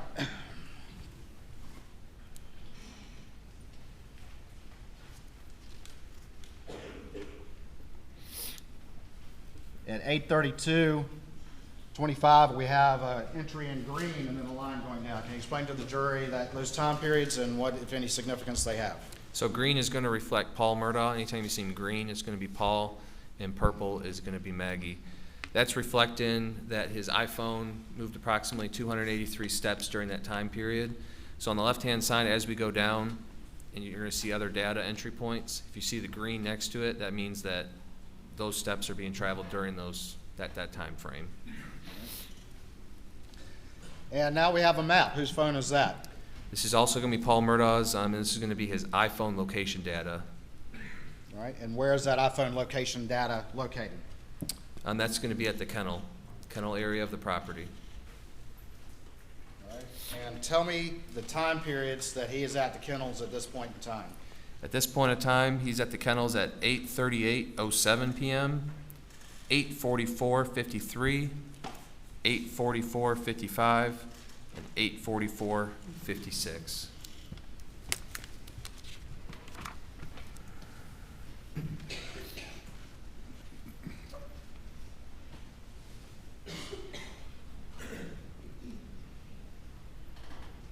What happens at 8:40 while Paul's phone is at the kennels?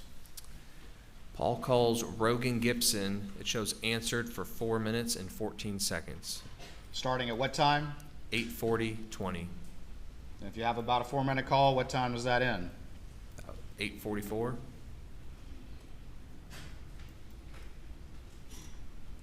At 8:44:34, what, if anything, does Paul's phone indicate?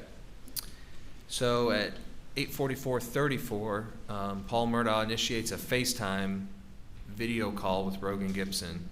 It shows answered 11 seconds long. And that's based off of Paul and Rogan's information. And then at 8:44:55, what does it reflect on Paul's phone? This is when this video was extracted and created through Paul's phone, which shows Alex, Maggie, and, well, you can hear Alex, Maggie, and Paul in the background. That's the kennel video at 8:44. That's a kennel video that's been in previous testimony, correct?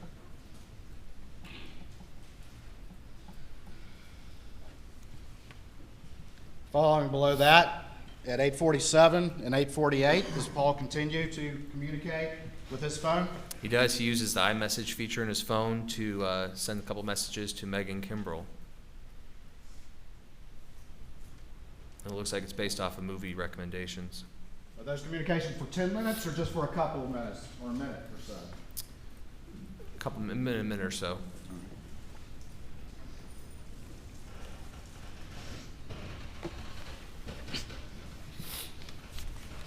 Going to the top of page 19. Mm-hmm.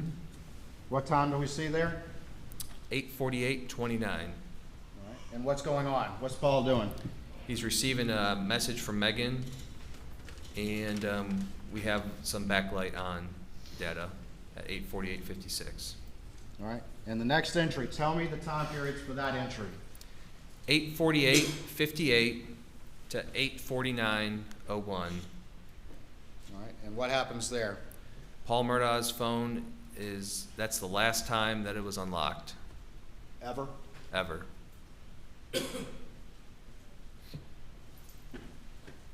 $8:49:01.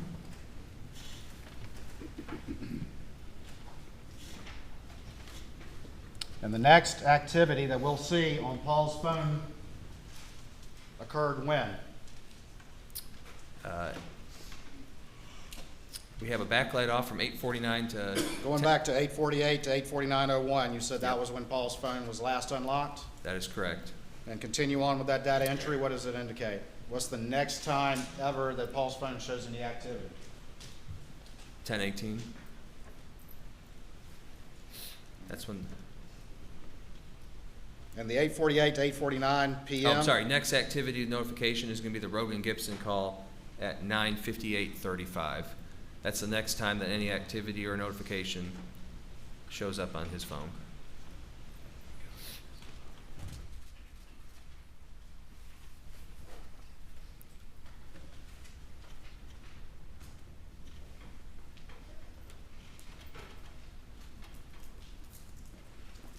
Looking at this entry with the green line on the right side, what are those time periods there and what do they represent starting at 8:49:01? Starting at 8:49:01 to 10:34:23, Paul's phone shows device locked. Was it ever open again until it died at 10:34:23? It was not. 8:49:01 is the last time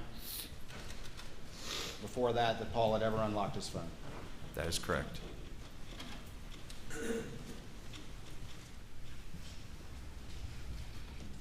Just a few seconds later, does Maggie's phone reflect any activity? It does. 8:49:26, so approximately 26 seconds later, her phone unlocks for text message notification, and it implements an orientation change. And was that text message about Mr. Randolph that you earlier referred to? That is correct, that group message. I believe it was in response to Lynn. And at 8:49:31, here in red, what happens to Maggie's phone? Just seconds later. Maggie Murdaugh's phone locks forever Forever. Until when? until it's recovered the next day at 1:10 p.m. On June 8th. on June 8th by law enforcement. Do both Maggie and Paul's phone lock forever around 8:49? They do.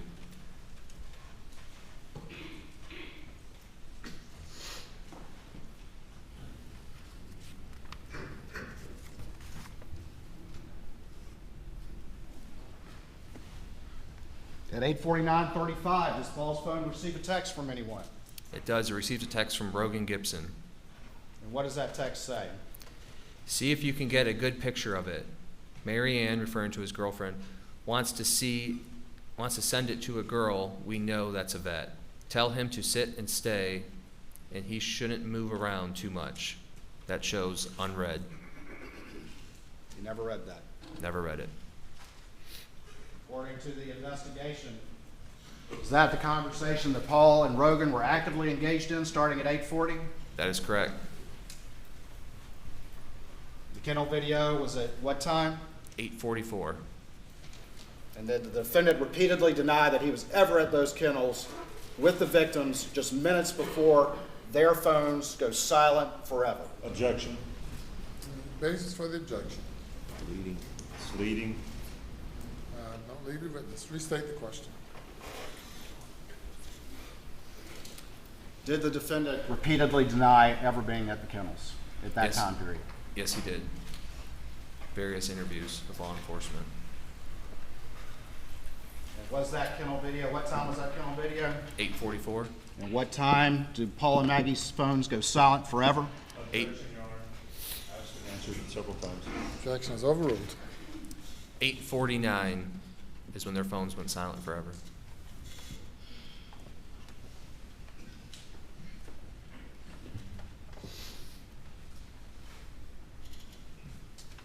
At 8:53, do we see any activity on Maggie's phone? We do. At this time, as you can see to the right, her phone is locked, but we do see that 59 steps were traveled over the period of 8:53 to 8:55. And that just means the phone was moving, correct? That is correct. Do we see some orientation changes as well? We do between 8:53:08 and 8:55:32. We see various orientation changes, which would indicate someone has the phone based on previous testimony.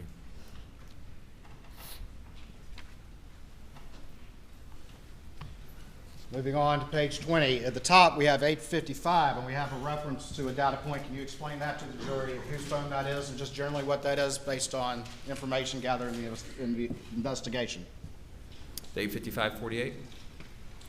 8:55:48, yes, sir. That's just a internal application running in the background for Maggie Murdaugh's phone. It's just the iPhones will take a random snapshot of what's going on in the phone.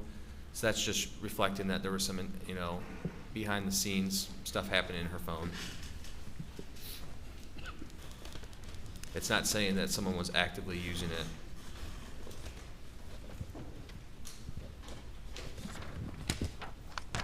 Hold on for me just real quick.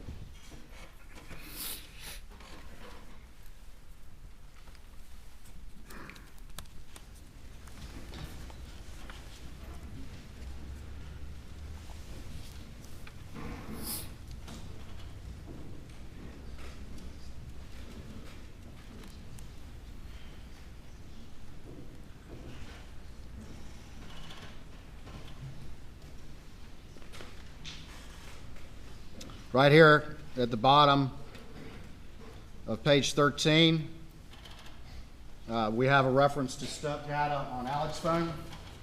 That's correct. And what are those time periods? 8:05:35 to 8:09:52. It's showing 54 steps traveled. All right. We'll turn into page 20.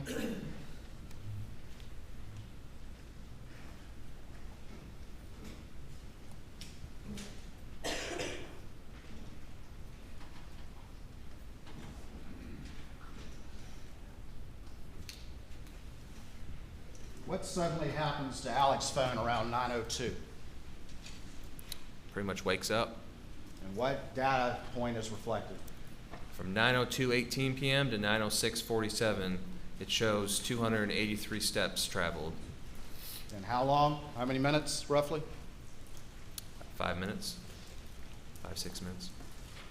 I'm going to show you what's been marked as Exhibit 521 to your testimony and see if you recognize that. I do. And tell me what that is, please. This is going to be a paste spreadsheet for Paul Murdaugh, Maggie Murdaugh, and Alex Murdaugh that I created. All right. Your Honor, this time I would offer States 521 into evidence. No objection. Submit it.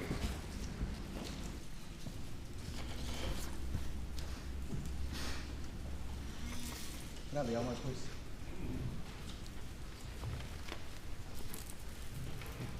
And General, if I could have the screen.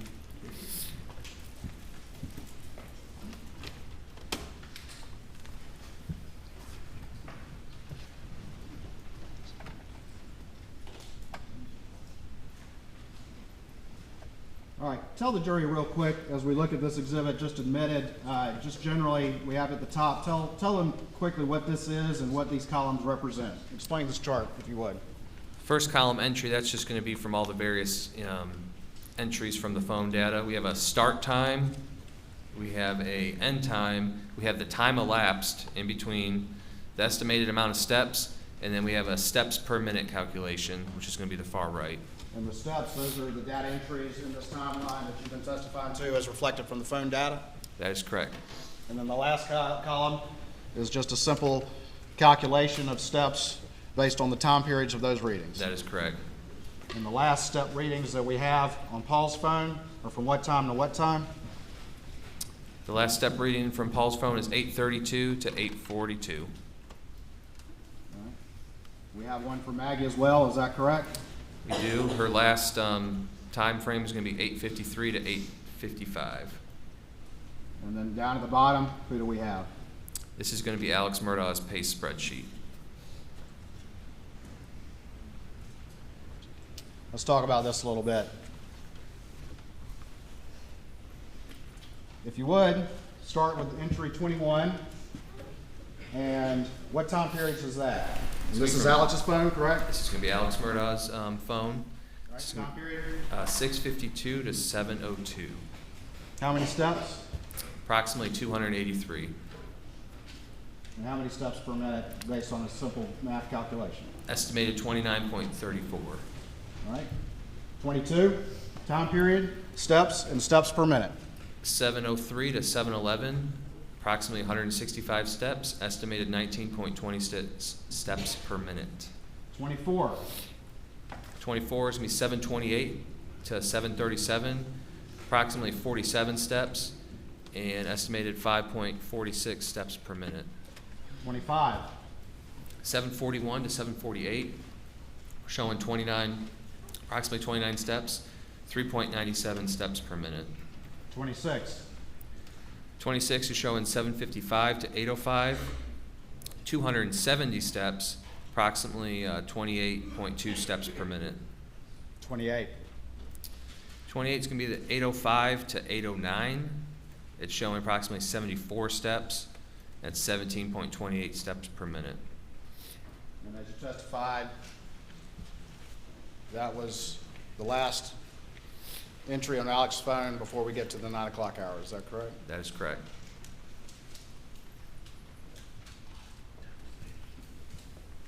And what time was the video again? 8:44 p.m. Let's talk about 27. What's the time period there? Time period's gonna be 9:02 to 9:06. How many steps? 283 steps, 70.75 steps per minute estimated. He was a busy guy right then, wasn't he? It appears.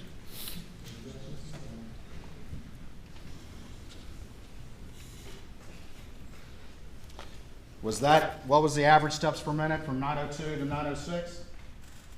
70.75. And was that far in excess of any ratings on his phone in those prior entries? According to this table, yes. Could I have the computer back again, please?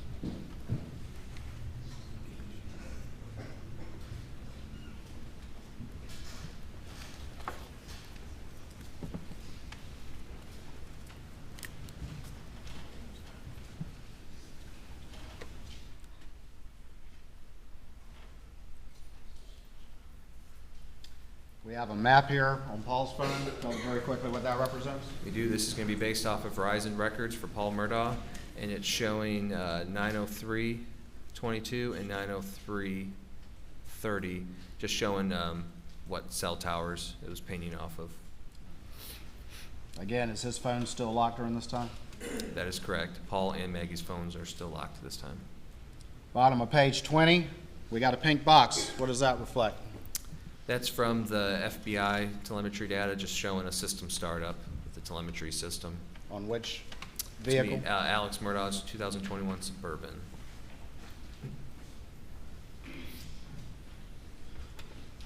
Is there a CDR reference to Mary Ann Dempsey attempting to call Paul?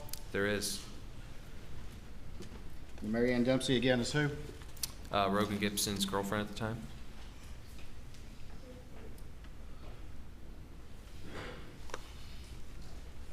We have two entries after that. Can you explain those entries to the jury and tell the jury what those are, please?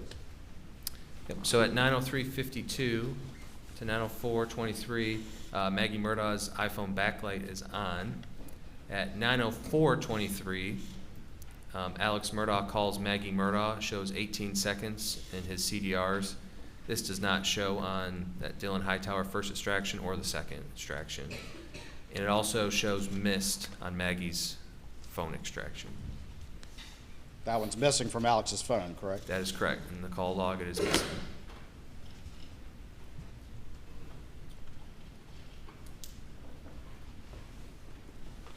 At 9:05:15, is there any activity on Alex's phone?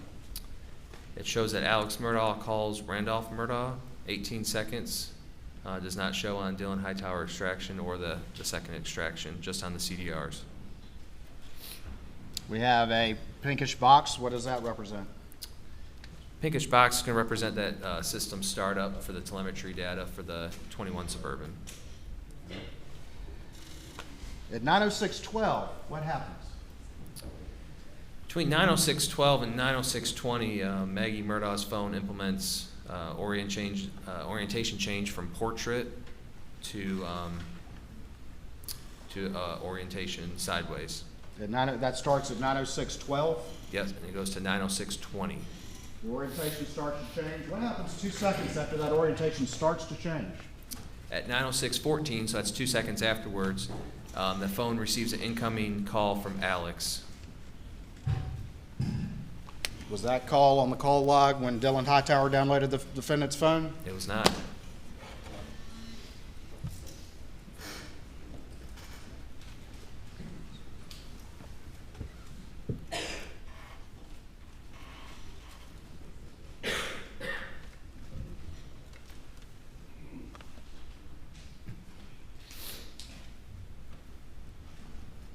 Nine 906:14 and 906:15, are those referencing that missed call that showed up on Maggie's phone? That is correct. And 906:20, we're still seeing an orientation change? Yep, that's when the orientation ended.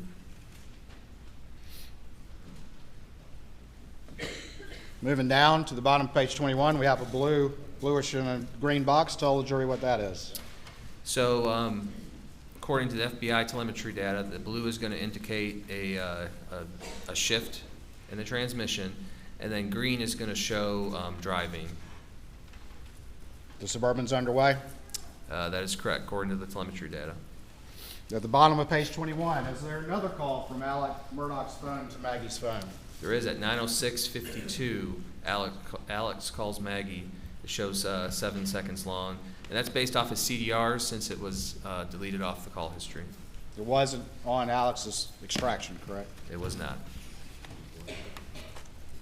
2 missed calls. 2 missed calls.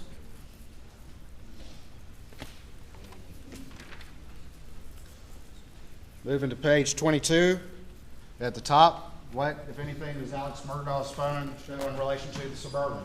So it's just showing that the device connected to the car. When you get in your car, your phone will pair. It's just showing a device connection to iPhone. And then the next entry, there's a time range there. Explain that time range to the jury and what that means. So starting at 9:07 and going till 9:44. 9 what? Sorry, 9:31:44. Her backlight is off. The backlight is off. That entire time period. That entire time period. It was on, but now for this time period from 9:07 to 9:31, it's going to show off. Going to this map, is that some of the cast data that you did that you've testified to the jury? It is. This is a previous slide that we had up. It's showing at 9:07:06. The Suburban is leaving 4147 Moselle Road. 2 calls to Maggie. Does the Suburban just take a quick right and go down this road right there to the kennels, or does it just continue straight on? It just continues straight on. Doesn't stop by the kennels for a second, does it? It, Does it stop by the kennels? his vehicle does not stop by the kennels. Keeps right on going.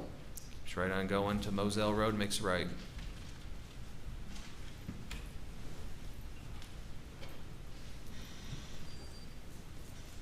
Going down to the bottom of page 22. This is just another data point. It's showing the approximate location of Maggie Murdaugh's phone when it was located. And at 9:08:36, it's showing 42 miles an hour on Moselle Road. And in reference, we're coming up to Godley Farm Road on Moselle Road.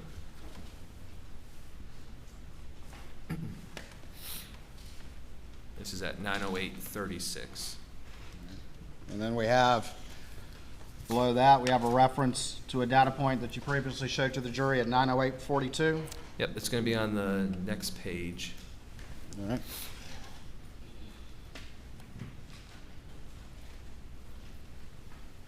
It's going to be at 9:08:42, and it's showing approximate miles per hour of 45 in reference to where the phone was found the next day. And what's the speed on the defendant's vehicle at that point? 45 miles an hour. And is Maggie's backlight off during this time period, this entire time period? Her phone is locked, yes. And the backlight is off.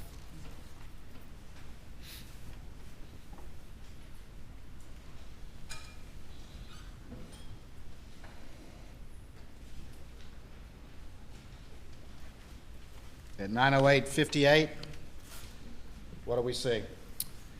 Alex Murdaugh sends a iMessage to Maggie stating, "Going to check on M, be right back." This shows unread in Maggie's phone.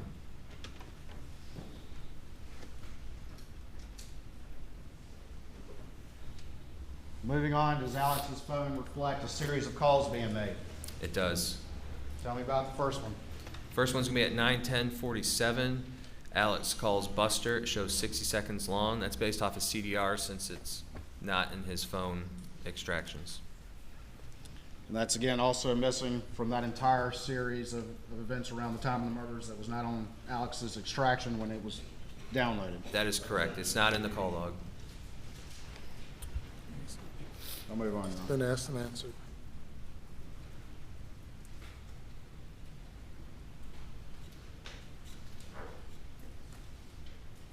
Down at 9:12:14, what if any activity is reflected on the defendant's phone? Alex Murdaugh calls Chris Wilson. It shows 42 seconds long. That's based off his CDRs because it's not in any of his phone extractions or That call log. includes connection time as well. It does.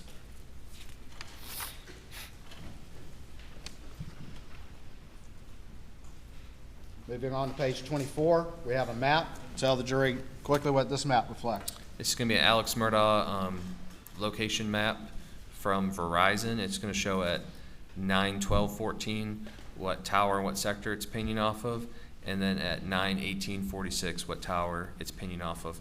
The red dot's going to be Moselle. Green one is going to be the Alameda property. Moving on to the next map, is that similar information of the defendant's trip from Moselle to Alameda? It's similar. It's just going to show you the coverage areas for each tower.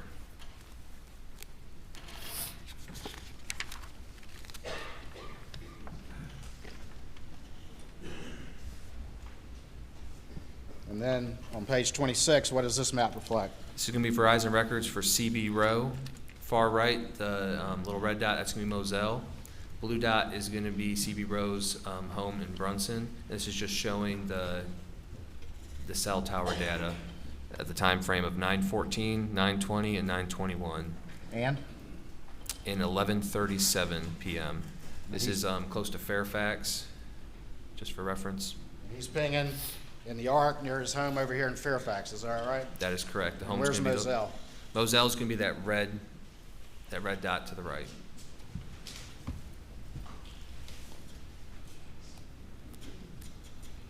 At 9:18:46, what if any activity is reflected on the defendant's phone? At 9:18:46, Alex Murdaugh calls John Marvin Murdaugh. It shows 106 seconds, and that's from his CDR since it's not on either phone extraction call log.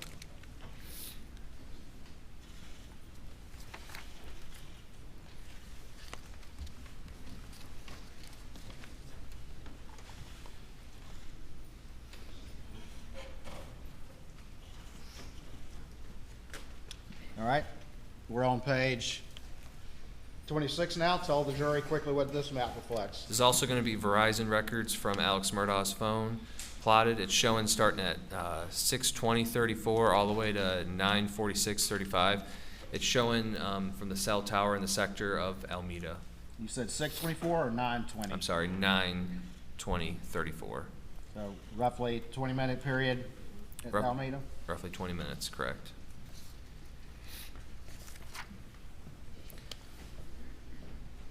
Moving over to page 27, what is this map? This is just going to be a zoomed-in picture from the previous one, just showing the same time frame, just showing a little bit more zoomed in from the cell tower in proximity to Alameda.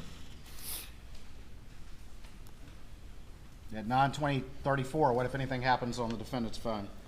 At this time, Chris Wilson calls Alex at 9:20:34. It shows for 131 seconds, and we got this data from his CDR since it does not show on either one of his extractions.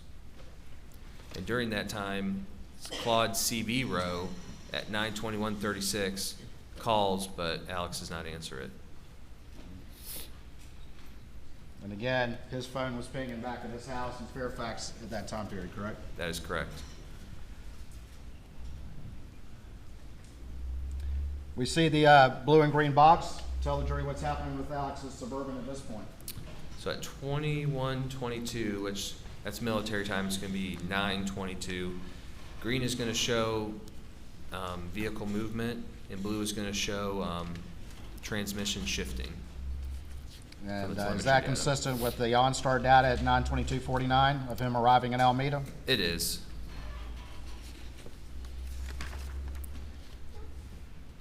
And on page 28, is that data point that you just referenced? That is correct, 9:22:39. Starting about 9:22, does Alex's phone reflect any step activity? It does 9:22:39 to 9:32:14. We're showing approximately 195 steps taken on his phone. At 9:24:13, what, if anything, does the defendant phones reflect? He calls Libby Murdaugh, which would be his mom, shows 20 seconds long. That's from his CDRs because it's not on either phone extraction. And that would be the landline at Alameda. That is correct. After that, is there another missed call from Rogan to Paul? There is at 9:26:06 p.m. And then at 9:31:44, is that the first backlight activity on Maggie's phone since that time period you testified earlier about 9:07? That is correct.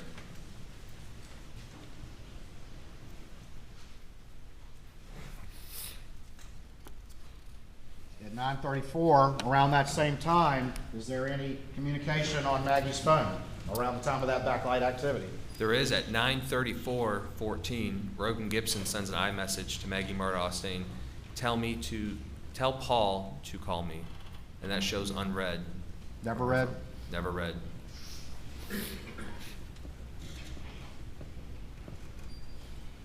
Do we also have backlight activity associated with a missed call to Maggie's phone? We do at 9:34:20.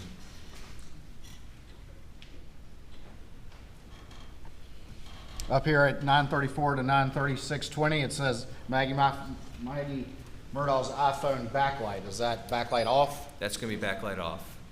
Just the off is missing from the words. That is correct. 9:35 to 9:45, 10-minute period. Is there any activity on Alex's phone? It's showing approximately 60 steps taken on his phone during that time frame.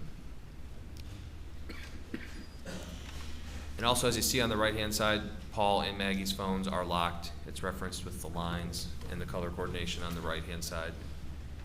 And those lines have been continuing through the past few They've been pages. continuing, correct.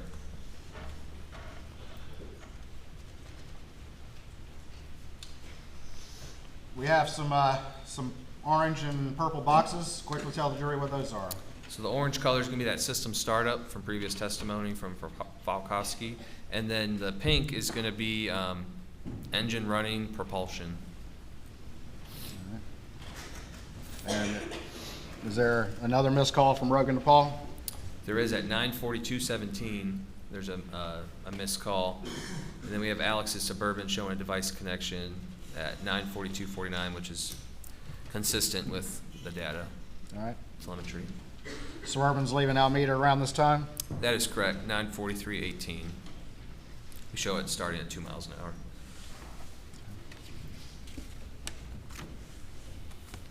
We have some additional telemetry consistent with him leaving. We do. Is there any activity on Maggie's phone at this point? So at 9:44:04 to 9:45:04, it shows that her backlight was off. And is there a missed call associated with that backlight activity or around the same time? Yes, Maggie Murdaugh received a call from, it's going to show as PA in the phone extraction, which is it's Alex's number, and it shows missed. And was that call missing from Alex's phone extraction? It was missing from both phone extractions.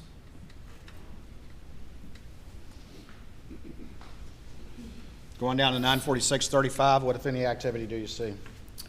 It shows that Alex Murdaugh called Paul Murdaugh, shows 18 seconds long, that's with the connection time, and that is based off of Alex's CDRs. It does not show in either extractions. 9:47:23, what do we see, if anything? Alex sends a iMessage to Maggie stating, "Call me, babe," and that shows unread in Maggie Murdaugh's extraction. And do we see some backlight activity around the time of that We text do. message, that unread text message? We do, a couple seconds.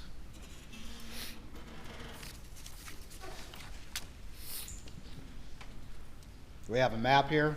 Just generally, what does this reflect? We do. This is going to reflect the coverage area of the cell tower between Moselle and Alameda. And this is whose phone? This is going to be Alex Murdaugh's phone. This is going to be his Verizon records, not location data from phone. Moving towards the direction of Moselle? That is correct.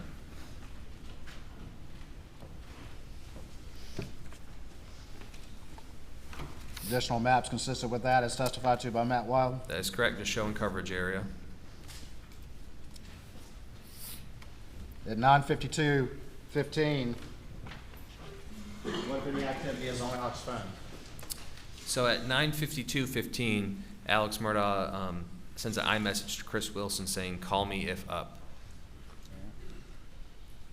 Just around the time where he's running 80 miles an hour? That's correct. 9:51:43 is when we have the 80.16 mile per hour.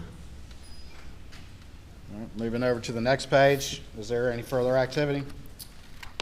Alex ends up receiving a call from Chris Wilson at 9:52:59. Shows 42 seconds long with connection. That is also not on either extraction. And at 9:53:55, he receives another call from Chris Wilson. Shows 123 seconds, and that is on his CDRs, but not on either phone extraction. And then from at about 9:56:57, what if any activity do you see on Alex's phone? So from 9:56:57 to 10:06:57, it shows that Alex Murdaugh traveled approximately 231 steps traveled during that time. Starting at what time? 9:56:57 to 10:06:57. So remind the jury what time the 911 call was. It was 10:06:14.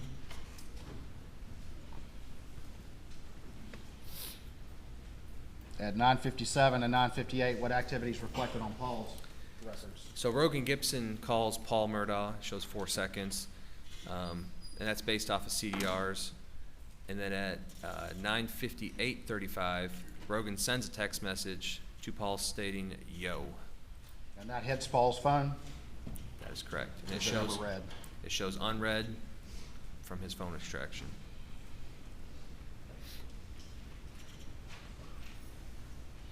We have a bunch of green and blue boxes. Is this more telemetry data from the Suburban? This is, the green's gonna represent drives and blue is gonna represent some kind of gear shifting with the vehicle. But the GM OnStar data reflects what, about 10 on the dot? It reflects him pulling into the driveway at 4147 Moselle Road, the main entrance. And where did the Suburban go first? The Suburban went directly to the house, bottom left. It didn't go to the kennels first, it went to the house first? That is correct. And what time does it arrive at the house? Or what time right there in that map? That's what, the map at the top? That's of- what the time that it pulls into the driveway.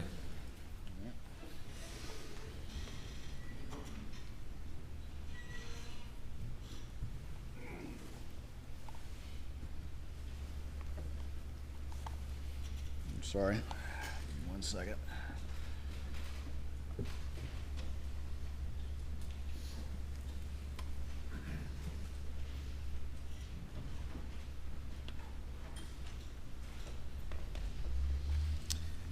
At 10:03:36 p.m., there's 2 entries around that time. Can you tell the jury what, if any, activity you see as it relates to Maggie's phone? So Alex Murdaugh calls Maggie Murdaugh's phone at 10:03:58, and backlight is on associated with that. And then starting about 10:04:08, what don't we see for the time period? So from 10:04:08 to 10:46:40, there is a gap in activity. I don't see any activity on Maggie's phone at all through the Knowledge C database. At 10:05:06, what, if anything, does the data reflect? It reflects Alex's Suburban leaving the main house based on the GM data. Going over to page 35. Is this one of your cast maps?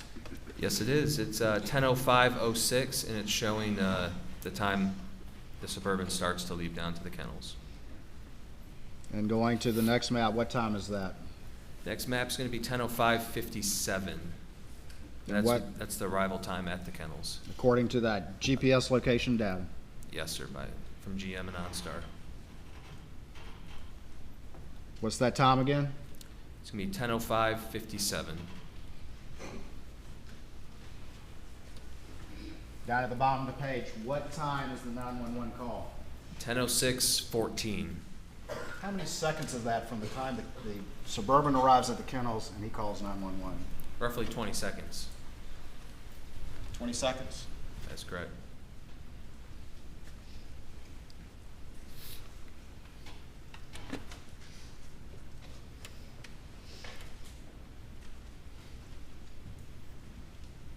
Do you recall the defendant's statements to law enforcement shortly after the crime? That he went over and checked the bodies and that sort of thing? I do. Lead the witness. What, if anything, in his statements to law enforcement did the defendant say about what he did when he arrived at the scene? The defendant stated that he went and checked on Paul and Maggie to check the bodies. And from the moment the Suburban arrived at the kennels, how long did it take for that 911 call to be made? Less than 20 seconds.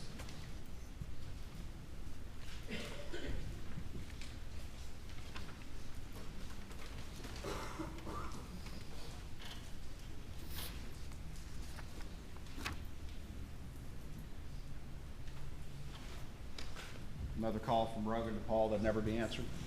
That is correct. 10:08:27, never answered.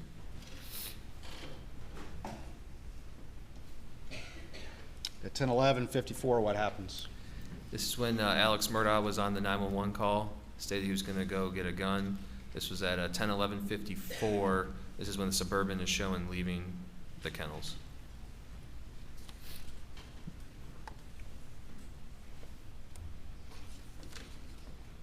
And down at the bottom of page 36, we see another map. What does that reflect? That's going to be 10:13:54. And on the next page, it's going to show the map. That's when his Suburban left the main house going back to the kennels. And what time does the location data reflect that the Suburban arrived back at the kennels? 10:14:30 is when it's going to reflect driving back to the kennels. Or approximately. This is when he's coming into the view of the kennels. And then what time does the 911 call end? So the 911 call is going to end at 10:17. And then the step data is what the 10:16:37 p.m. is referring to. That's going to be when his step data ended. I believe it was 594 steps taken. After the 911 call, does the defendant's phone reflect any activity? It does. It shows him calling Randy Murdaugh. Shows 16 seconds long with the connectivity time. And that's based off his CDRs. It was not found on either extraction.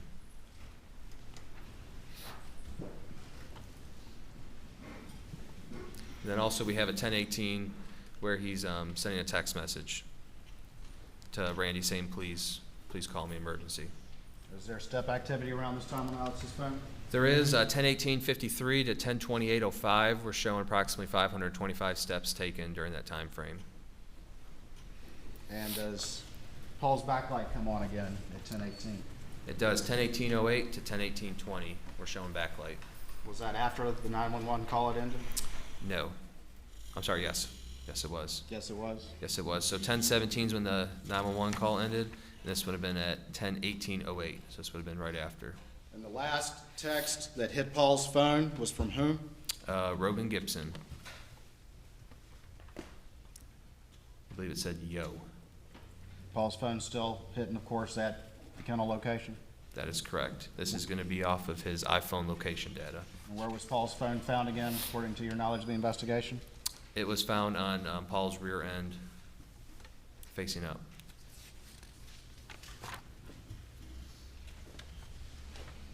Top of page 39, we have a map. What does that reflect? This is going to reflect Verizon records for Alex Murdaugh, starting at 1019 all the way to 1118, and it's just showing the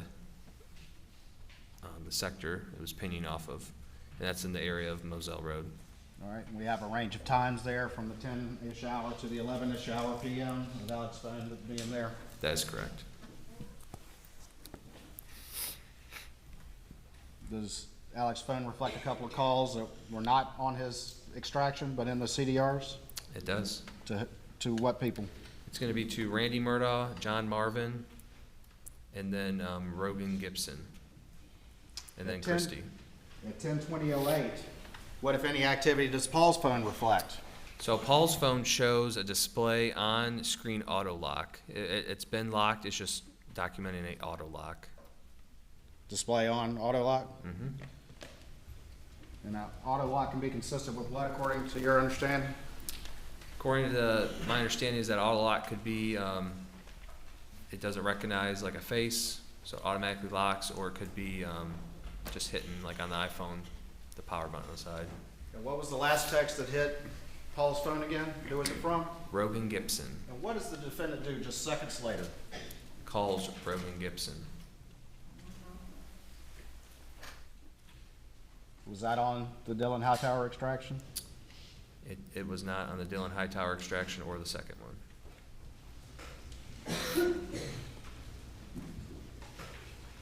You mentioned before that there was a group text about Mr. Randolph's health. And when did the defendant finally read that text? The following day, so that'd be June 8th, 2021. At 10:22:09, was there a text that the defendant read?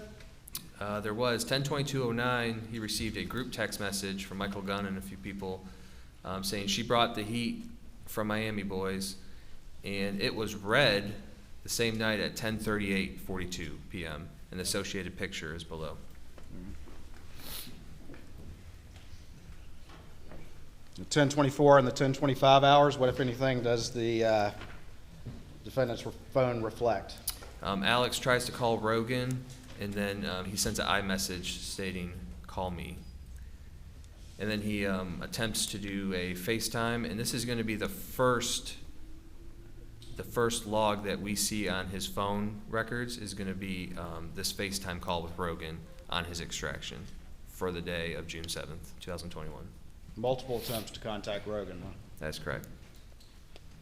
And what time does law enforcement arrive on the scene? Approximately 10:25 is when the first deputy arrived on scene. 10:25? That's correct. We see step activity around this time on Alex's phone? We do. So we had a group of step activity end at 10:28:54, and then we had a new group start at 10:28:54 that goes to 10:37:27. It's showing 320 steps traveled approximately. And does the defendant's phone reflect any phone activity after that? It reflects at 10:29:17 a call to Randy that shows answered 42 seconds long. That's also not on the extraction. And then a FaceTime with Rogan at 10:30:31 that does show on the extraction. That was attempted FaceTime? That's correct. I believe in previous testimony, Rogan said he was asleep during the time. Moving on to page 41. This is going to be a Paul Murdaugh Verizon records. And this is just going to show the the tower and then just the location, and you can see Moselle Road within it. This is a 10:34 time period.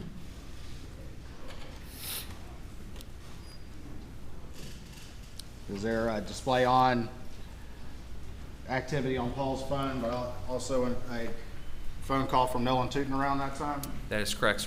Correct. Around 10:34, it's showing display on and then a Nolan Tootin phone call. And then finally, what time does Paul's phone finally die? Paul's phone finally dies at 10:34:24 p.m. on June 7th, 2021. Almost 2 hours after the kennel video? That is correct.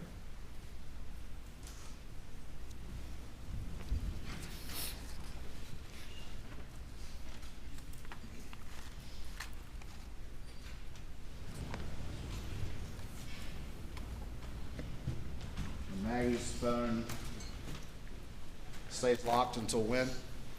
The following day, June 8th, around 1:10 p.m. when the investigators find it. When the investigators find it. That is correct.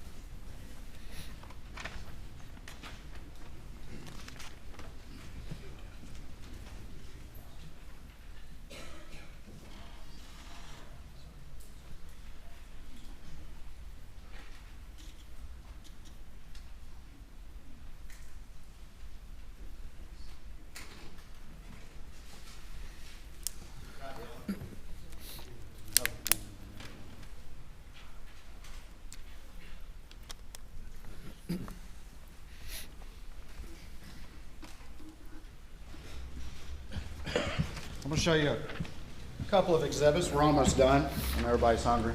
Show you what's been marked as 523 to this trial. States 523. Do you recognize that? I do. And tell the jury just where that's from, please. This is going to be a text message I retrieved from one of the Cellbrite extraction reports. It's me from Paul to Alex. Your Honor, this time I'd offer states 523 into evidence. Your Honor, we would renew the previous objections, have no additional objections. Or 403. I see the exhibit.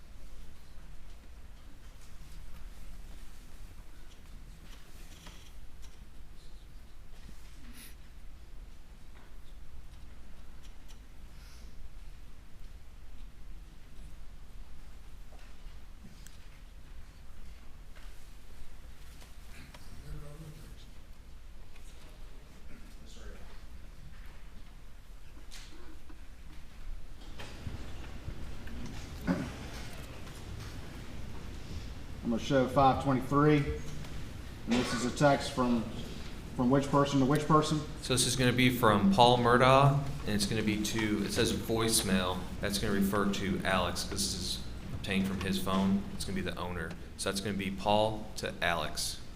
And what's the date? The date is going to be May 6, 2021 at 10:52:13 a.m. And what does it say? It says, I am still in EB because when you get here, we need to talk. Mom found several bags of pills in your computer bag. And this is again from Paul to Alex on May 6.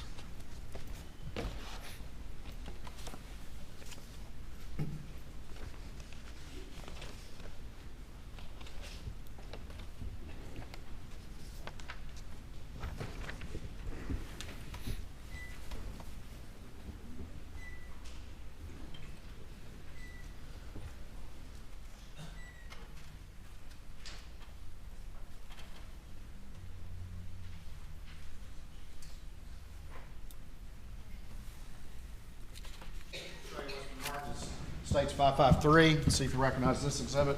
Okay. I do.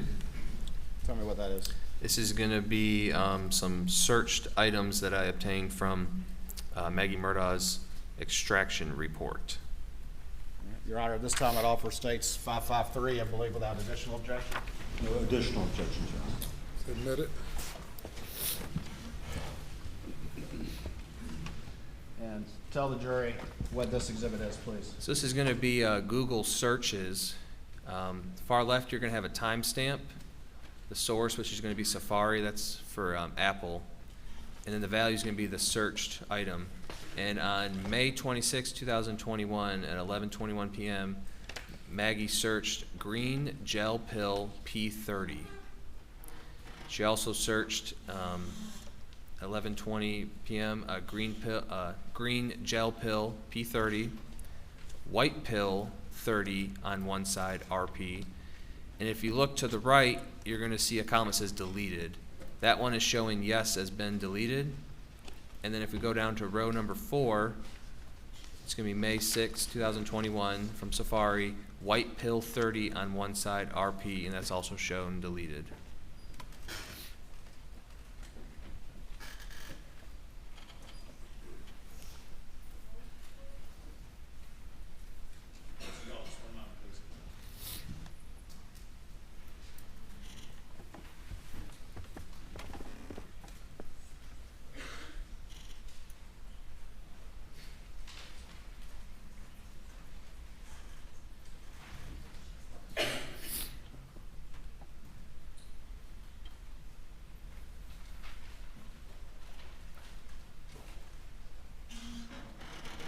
Could you slide it down just a little bit? I just want to make sure there's not another entry.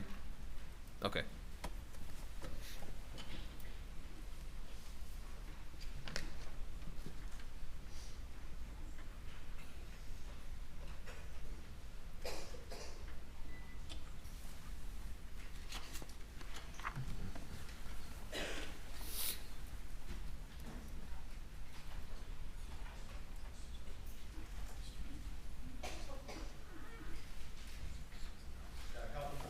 Show you Western Oregon States 556 and see if you recognize this exhibit. I do. And tell just generally what is this? This is going to be a text message thread between Alex Murdaugh and Russell Lafitte. And at the time, where did Russell Lafitte work again, to your understanding? Palmetto State Bank. And Your Honor, this time I would offer States 556, I believe, without additional objection. No additional objections beyond the 403 and 404 objections previously ruled upon. See the exhibit. May I question, Your Honor?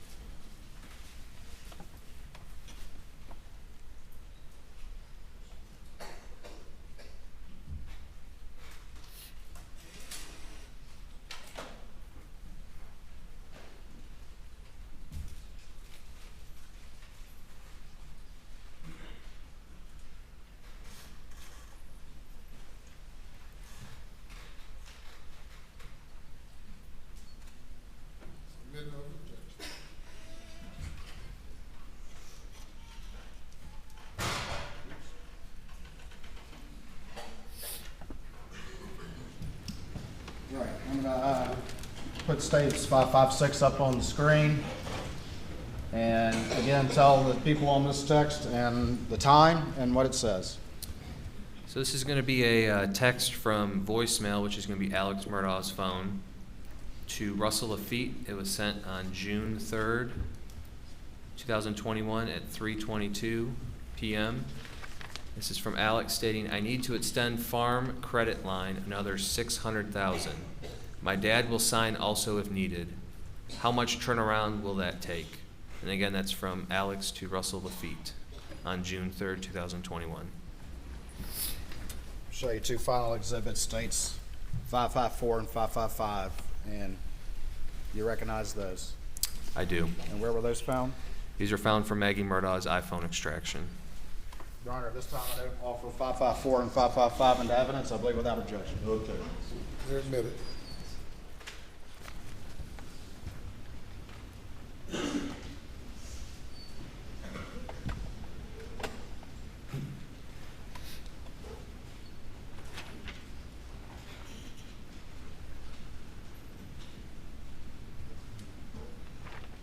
States 554, who is that? It's going to be Maggie Murdaugh and her sister.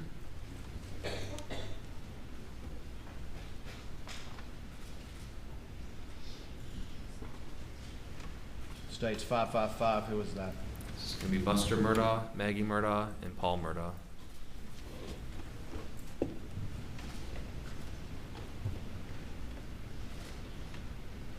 Thank you, Special Agent. Please answer any questions the defense may have.